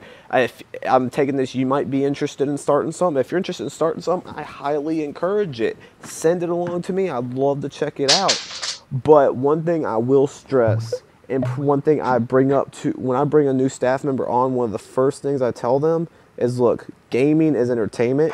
When you play video games, you have fun. The gaming industry isn't all fun and games. It's not. There are moments where, for example, on my side, that I've went days without sleep. There's been times where I've gotten mentally messed up just because of things going on within the industry and things that I've had to work on. There's been things that happen at events. Nothing at recent events, nothing really bad's happened, but events that took place last year. There are events that you think it's the gaming industry and you think everyone's awesome. They're there, they like games, they're sharing the love of the gaming industry, and they're there to chill out with you. But no, that's just not the way it is. At the end of the day, gaming is a part of the entertainment industry, and the entertainment industry is filled with crooks. And I really don't make the sound, I really don't want to lower the level of the gaming industry at all, but the gaming industry has just as many problems as any other industry out there. You think of a problem within the entertainment industry, I promise you I've witnessed the same problem at some time within the gaming industry. So just expanding your knowledge, being ready for anything, understanding that it's not all going to be fun and games, being ready to sacrifice time. You'd rather be playing a game to getting a review done or getting something done for a company that needs to be done by a deadline. It's what it takes. And if you can't do that on a consistent basis, you're really not going to have success with running a website, with trying to actually make it a career. So that's pretty much my answer. If there's any more information, like if you're trying to start a site, I'd love to talk to you. Just shoot me an email, admin@gamerx.com. I'd love to talk with you more. But I think I answered it for the most part. So yeah, is there anything anyone else wants to say? Let me give you the perspective of someone who ran a far less successful site and moved on to working for the Gamer Access. One thing that you really need is fucking persistence. Just keep hammering at it. Like, my writing used to be terrible. Now it's just average. And, you know, I presented it to Nick along with the rest of the site stuff, Ashton and Anthony, and we kind of moved over to this site, and, you know, we're busting our ass here now. But, like, if you're a content producer, like, if you don't want to start a site and you just like producing content as a writer or a video editor or something, just keep making your stuff and keep improving at it and keep showing it to everyone, because there's a million people out there doing the same thing. You just got to find a way to get yourself recognized. And if that's, you know, like, beginning of early 2011, I was fucking whoring us out to anyone who would pay attention. So, that's one way of putting it. You know, but, and Nick liked our stuff and paid attention to it, and that's why we're here now. But I've actually seen both sides of the whole persistence thing.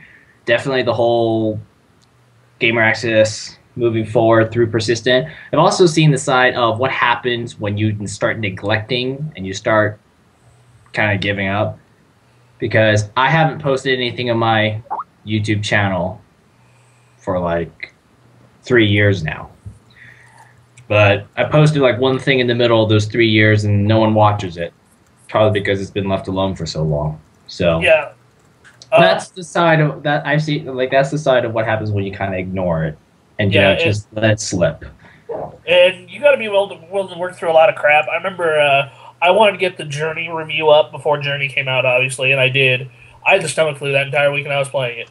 I had to pause that game multiple times to go vomit, which was a shame because that game was amazing and I wanted to keep playing it. But and then it's even worse when you're writing. So, but had to get it done. I wanted to get it done before it was up, and I did. And that's kind of the stuff you need to do. And God knows Nick does it. Is even crazier some of the shit he's doing. Right, and like you said, with producing content, I'm not. When it comes to video on the site, we've had a couple of different things as far as video, but for the most part, I take part in most of the video production on the site. I edit all the interviews that go up, things like that. For my show, for example, yes, it's only a 5-6 minute show. It takes at least 10 hours to. You got to prepare the show. You've got to configure your set. You've got to record. You've got to edit. You've got to publish. Editing my show is a pain in the ass. You've got literally, my last video, I had 12 video levels or layers, whatever you want to call it. And hey, I recorded the show and I said, okay, it's midnight. I'm tired. But hey, I still got another 4 or 5 hours of video editing to go. I either push it another day, try to find time the next day, or I say, okay, guess what? I'm losing sleep. I'm going to produce the show. That's just the way it is. I've gotten to that moment, and it's kind of one of those things that has grown on me. At first, like I said, it was just something I did in my free time, but now it's like I got that mindset where if I don't feel like I'm being productive, like I start like, okay, I need to start doing something. Like, there are moments where I'll, like, sit down, I'll be on my laptop, and I'll find myself just browsing random crap. And I'm like, dude, what am I doing that's productive? What am I doing right now that's going to help me move to the next level? And then it's like, okay, well, I need to do something. So I'll find something to do. I never am asking myself, what can I do? It's what do I do? Because there's so much on my plate. I wish there was more than 24 hours in a day because the days move too fast. Before you know it, I know it's 4 o'clock in the morning, and hey, sometimes I still have work, or hey, I've got my work done for the day, so I'll go ahead and get some rest. And that's just the way it is. If you could invent the 27-hour day, you'd be my best friend. What's that? If you could invent the 27-hour day, you'd be my best friend. I would love. Maybe if somehow we discover faster than light travel, we could probably go to a planet that has longer than 24-hour days. That'd be nice. Sun's up longer. Yeah, we get used to it. But one thing that like also, I know you guys want more video content from us. Like, Anthony and I have looked into doing Let's Plays and those other segments we talked about, forced enjoyment. The amount of work that goes into doing a Let's Play is goddamn crazy. Yeah, people don't realize how much work goes into any type of video production in general. I would just like to say... See, I wanted to do videos, but I don't know how to edit videos, so I would just be I'm just going to say that Mass Effect 3 video review I did... Oh, video reviews are the worst. Those take, Because the whole, at least the way I do it, is that in addition to typing up an entire script, you have to narrate that script. And and to make it professional, you're going to probably have to take you're going to have to re-record yourself many times. I don't know how many times I had to redo the recording of myself for a particular sentence. But I remember the Dragon Age 2 review. I probably went through 120 different takes as far as messing up lines, messing up little paragraphs. In addition to that, you got to do filming. Now, normally anybody could just I just grab trailers and put stuff on top of that. Well, that's great, but a video review probably should be showing what you're talking about when you say it. That took a while. And if I remember, to get this whole thing done, I was committing a lot of time for an entire week just to get this video review out. So video reviews are video reviews, as far as I know, very time consuming. And to make it unique and different and not just on some template kind of adds time to the process. Right, my Uncharted 3 video review, I captured over 2 hours of gameplay and condensed it down to 6 minutes.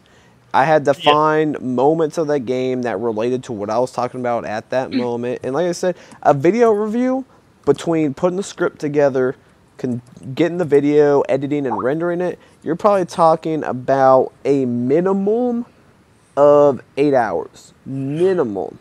to put a video review together. Yeah, and like currently I'm working on a side project for the site. I might as well announce what it is now. Brief History of Video Games. It's where I talk about the history of a company or a game franchise for roughly anywhere from 8 to 15 minutes. And just getting something like that done, where it's just I have to write a script and narrate it perfectly, and then Anthony has to grab video for whatever the hell I'm talking about at the time, could take a day. That could literally take a day. Like just a simple video where I talk about Sega for 15 minutes. You know, like you have to pull footage from the Master System, the Genesis, the Saturn, and the Dreamcast, and then you have to make it work with my narration. Like that. That'll like that. That's a simple, easy video, and that's a day's worth of work probably. Yeah, you know? But another thing that's really irritating when it comes to doing video reviews is when you render the whole thing, think you're finished, watch it over and realize you did something wrong. Oh my god, dude. And then I can't tell you how many times I've done that with my show. You got to go back, fix it, you know, whatever it is, whether it's a timing problem, whether it's a narration problem, a music problem, a volume problem, whatever that, do all that, and then re-render the entire thing. Yeah, buddy. I know that feeling. And if you have a kind of sluggish computer, this rendering could take half an hour for each time you screw up. Yeah, regardless, even if you have, it's fast computer or not, it's just upsetting to say, okay, I'm finally done. Time to watch the final product and upload it, and then you watch it and you catch that one little mistake, and you're like, damn it. But yeah, to sum up, like I said, if you're interested in talking more, you can email me. But to sum it up, if you really want to make this a career and you're going from starting from nothing to trying to make something, pretty much you've got to dedicate yourself to going in full in. That's just, and you have to focus on every minute that you have time to dedicate. How can I be productive? Because to be honest with you, there's so many people out there. There's so many people that want to have that position. Another thing, networking is the best thing you can do. I'll tell you guys right now, while I have busted my ass over the years, I would not be anywhere near where I am at today and would be nowhere near what's going on behind the scenes if it weren't for spending time to network with people. I have met some of the biggest leaders, not only in gaming, but all forms of entertainment. And whether it's just advice, I've gotten advice from people, and I've used that advice every day I work on the site. I've received invitations to go out to these events to learn more how I can present myself in a better way, improve my work. And there have been people that have given me a chance to say, okay, guess what? We want you featured on our network. We get featured on the network, we expand our fan base, we've got more fans, they start coming to the site, and there you go. You've got more fans, it inspires you to do more work. So there's just so much that goes into it. We've kind of went a long time, but I really wanted to make sure that I gave you a well-rounded answer, because if you are inspired to start your own work, I highly encourage that. I've got respect for people that put in the work and don't expect to get a check for it every week. So have any more questions or anything, just email me at thegamerx.com and we'll go from there. So yeah. All right, next question. Haters Ball. That's a weird name. This may blend in with TJ Cal's question. Dear God. But what has it been like transitioning into the work environment of gaming with little to no time to actually game? And this guy actually said he just finished listening to this episode and watching your gaming view that just went live. Loving the work. With that said, he's not sure if you remember him, Nick. Oh, I remember him. He used to play Killzone, MotorStorm, Uncharted 2 online all the time. But you haven't been on PS3 or Xbox in months. What's up, Haters Ball? Man, I know we haven't talked in months. I don't even think we've talked this year. God, but yeah, man, I definitely have not forgotten about you. I remember the days where we would go on and we'd play for 5-6 hours straight. And I wish I could do that, but it's just one of those things, man. I'm really working towards a career, and I see the opportunity, and I know the opportunity is there. I know what it takes. I've just got to make it happen. So once I finally hit my stride and get things done how I want it done.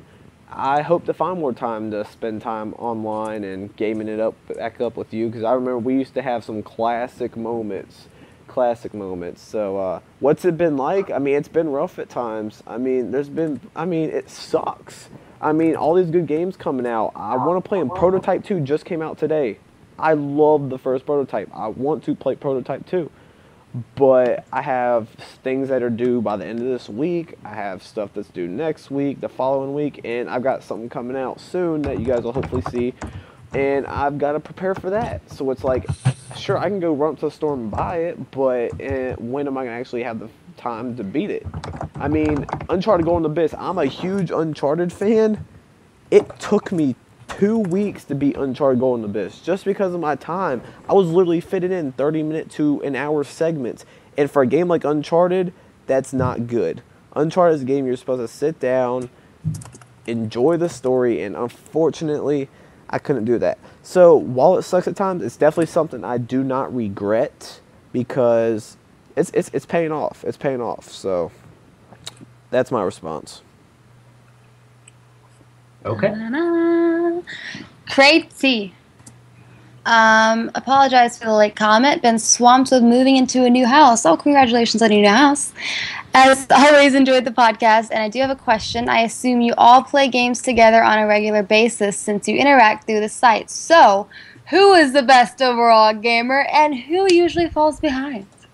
The best. First thing is that we don't actually play. We haven't played against each other yet. Well, so haven't, except for a couple of times. I mean, I played with Nick whenever I first met him, and he totally kicked my ass. But that was on like some PlayStation Network. Oh yeah, that wasn't online. That was actually in person. We were at big shout out to Jay Moore. We're at his place, and we were playing. He's like pulling up these random PSN games I think he got for free from PlayStation Plus or whatever. So we're just playing these. What was it that we played? That it's a movie. Scott Pilgrim versus the World. Yeah, we played Scott. That game is amazing. Scott Pilgrim versus the World. We played. I think one of the classic Mortal Kombats. Yeah. Very we played a lot of games, but all I know is every game we played, I beat Brittany's ass. Except for the racing game, I won. I won all the freaking time. Oh yeah, that one you barely won, and that pissed me off. Don't even. I won by like a lot. No, you did not. Yes, you did. No, you did not. I'll just speak with my experiences with Ashton and Anthony. Out of the three of us, I'd probably say I'm the best but I don't know about Brittany and Nick because I haven't played with them much. So, for me, it really, really, really depends on what genre you're talking about. Because I'm only good at a very specific type of game. Well, I have, of course, internet no man, so I can rarely even join a party on Xbox Live. I think actually, Bronson, you asked me to join last night, and I was like, I can't. But I have played with Ashton and Dennis on Mass Effect multiplayer only. And I'm going to give Ashton slack because he was like a level 1. But I'm not good at games. I'm going to say that right now. I'm bad at every single game. So Dennis totally stomped on my score. He actually got first. I got second. I remember this distinctly because I was like, damn, dude. But I know. It was fun. I recall I totally stomped on Ashton's score. But you were level 1, so I'm going to just... I know Anthony when it comes to Mario Kart, Pokemon, and Super Smash Brothers, he is leagues ahead of everybody I've ever met. Mario Kart, no, because in Mario Kart 7, actually, you beat me a couple times. Hey, Anthony, you got Bronson like hyping you up, and you just slam yourself down. I honestly do not think I'm that good at gaming, because that's because every time Kart 7, I've had a ton of practice. But Double Dash, you were like 30 points ahead of Joe, who was in second place, who was like 20 points ahead of me. So, yeah, no. You are way good at those damn Nintendo. I kind of compare myself more to the general online community than, just you guys. And I honestly don't really do much better than average. And Smash Bros. I used to play a lot, so yeah, maybe I'm good at it. Maybe. I don't know. I couldn't play Smash Brothers to save my life. What I really actually like when I play Smash Brothers is I actually happen to play the third worst character in the entire game as my main. And when I beat people that play like Meta Knight or whatever much more powerful characters, it's pretty cool. But I honestly find it really difficult to think I'm actually good at a particular game, I guess. For me, it's Halo, Madden, and fighting games. Those are the Damn, three. Bronson, please get Madden day. on PS3 this year so I can shut you down, or at least rent you don't it. have a chance. But you guys especially don't want to play me in 2K. Yeah, McCann, unless you are aware, you're dealing with Bronson's Broncos, Dude, which, you know, Madden is the one game when Manning? Madden comes out, I freaking go nuts on that game, dude. Like, Ashton was in a league with me one year. Oh my god, no, he knows. You know, I don't remember anything from that year. I remember weird trades. That league was. Well, I'll tell you what, Bronson, we're gonna make some TGA content right here. I got the capture device. You rent the game on PS3 when it comes out. We'll record it and we'll put it on the site. But I'm gonna like cut it up in like little segments, so it's not like 2 hours long. Yeah, that makes sense. I'll make it like a 5 to 10 minute video, have commentary, and we'll put it up on the site. That sounds amazing. All right. I'm telling you right now. Hopefully it's edited correctly so it doesn't just show all the awesome plays that Nick had. I'm not gonna do that. Come on. Yeah, no. I believe that you won't do that after your little incident with Hip Hop Gamer. I wasn't sure that you were going to post that. So. I'm not hating. I'm just saying. Let me go to the comment section. Some people were even giving me props on that, so I thank you guys. No. Let's see here. You had one person giving you props. No, I don't think so. Hold up. I know in my Madden 11 league, I got some guy to quit the league because I blew him out so badly. So yeah, you know, Bronson, you do have ways of rubbing it in when people suck. What? We really need to have a freaking TGA game night like we talked about last time. See, I totally have like 3 people digging my style on Nick McFresh. You have 3 people. You have 1 person digging your style, and like 4 other people feeling sorry for you. No, I don't. All right, hey, let Anthony. They're like, no, they really are. They're like, oh, you know, that song is really hard. No, that was Bronson, but Jay Sway said that song is hard, Brittany. No, you don't even know. Yeah, she wouldn't even get up on stage. But Hip Hop Gamer did it. Hey, I sang very badly in front of everyone. But Jay Sway said I was parking it like it's hot.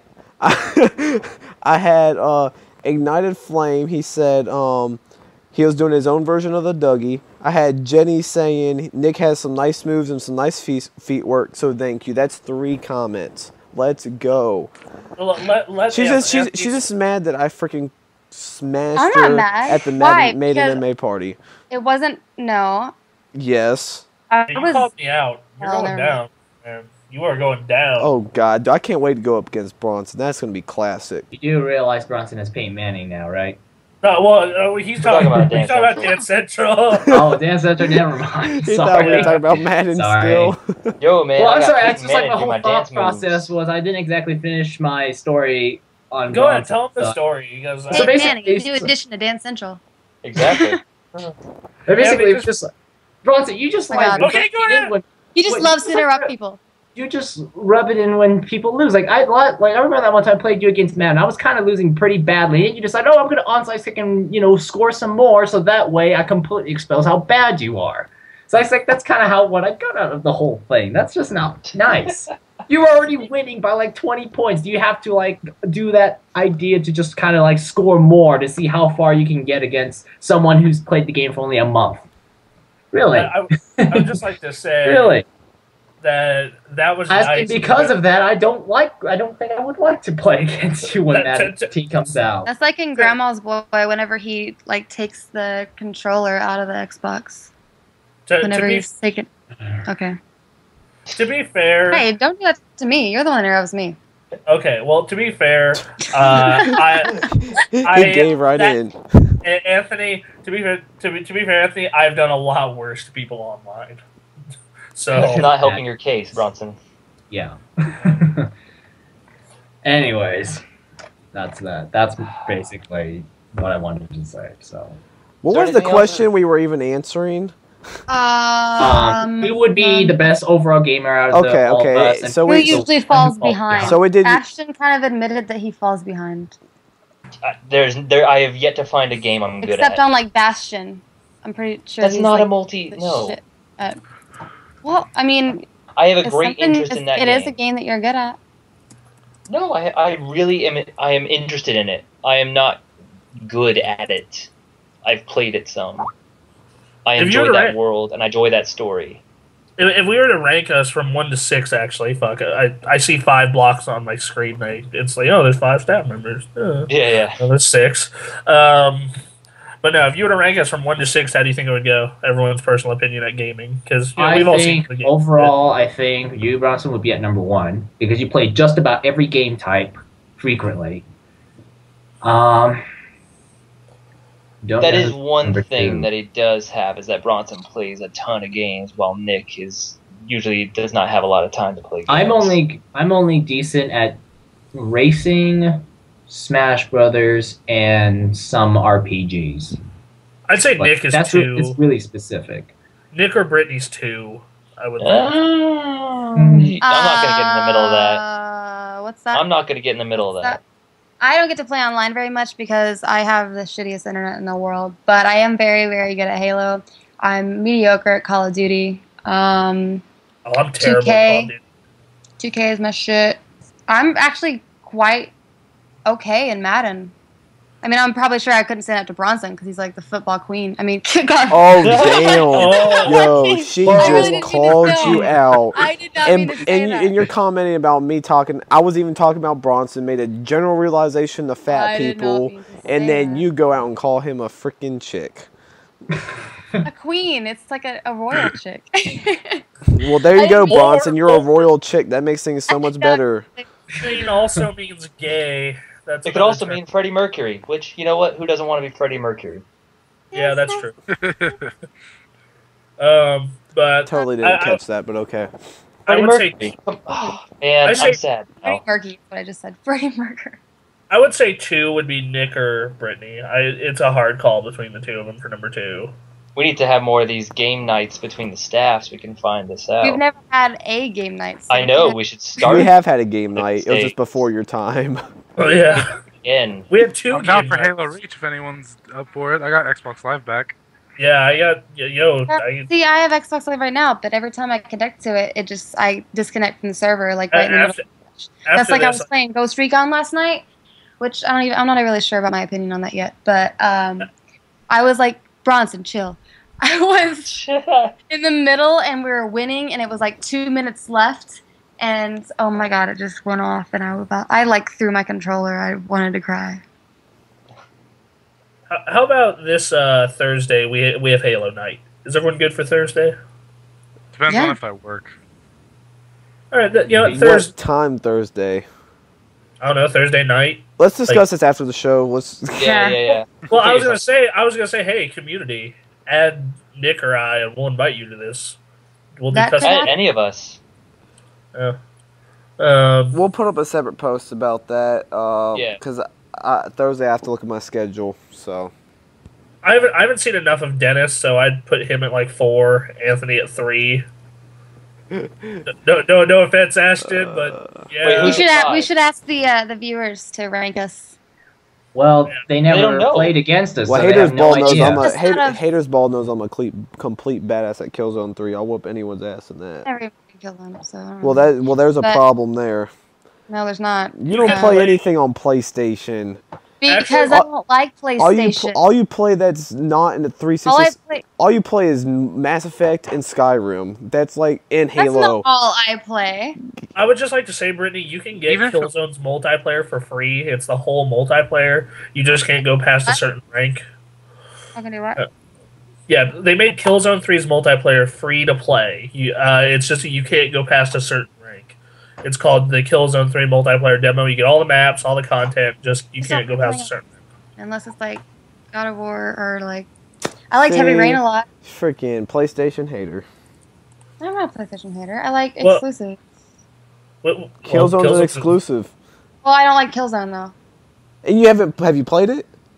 I think that was Haze. Haze was terrible. Haze was terrible. I got them mixed up. God, how do you mix Killzone with Haze? That's a disgrace right there. I was gonna get Killzone, but then I thought that Haze looked better. It was like a really long time ago when I worked at GameStop. Oh my god.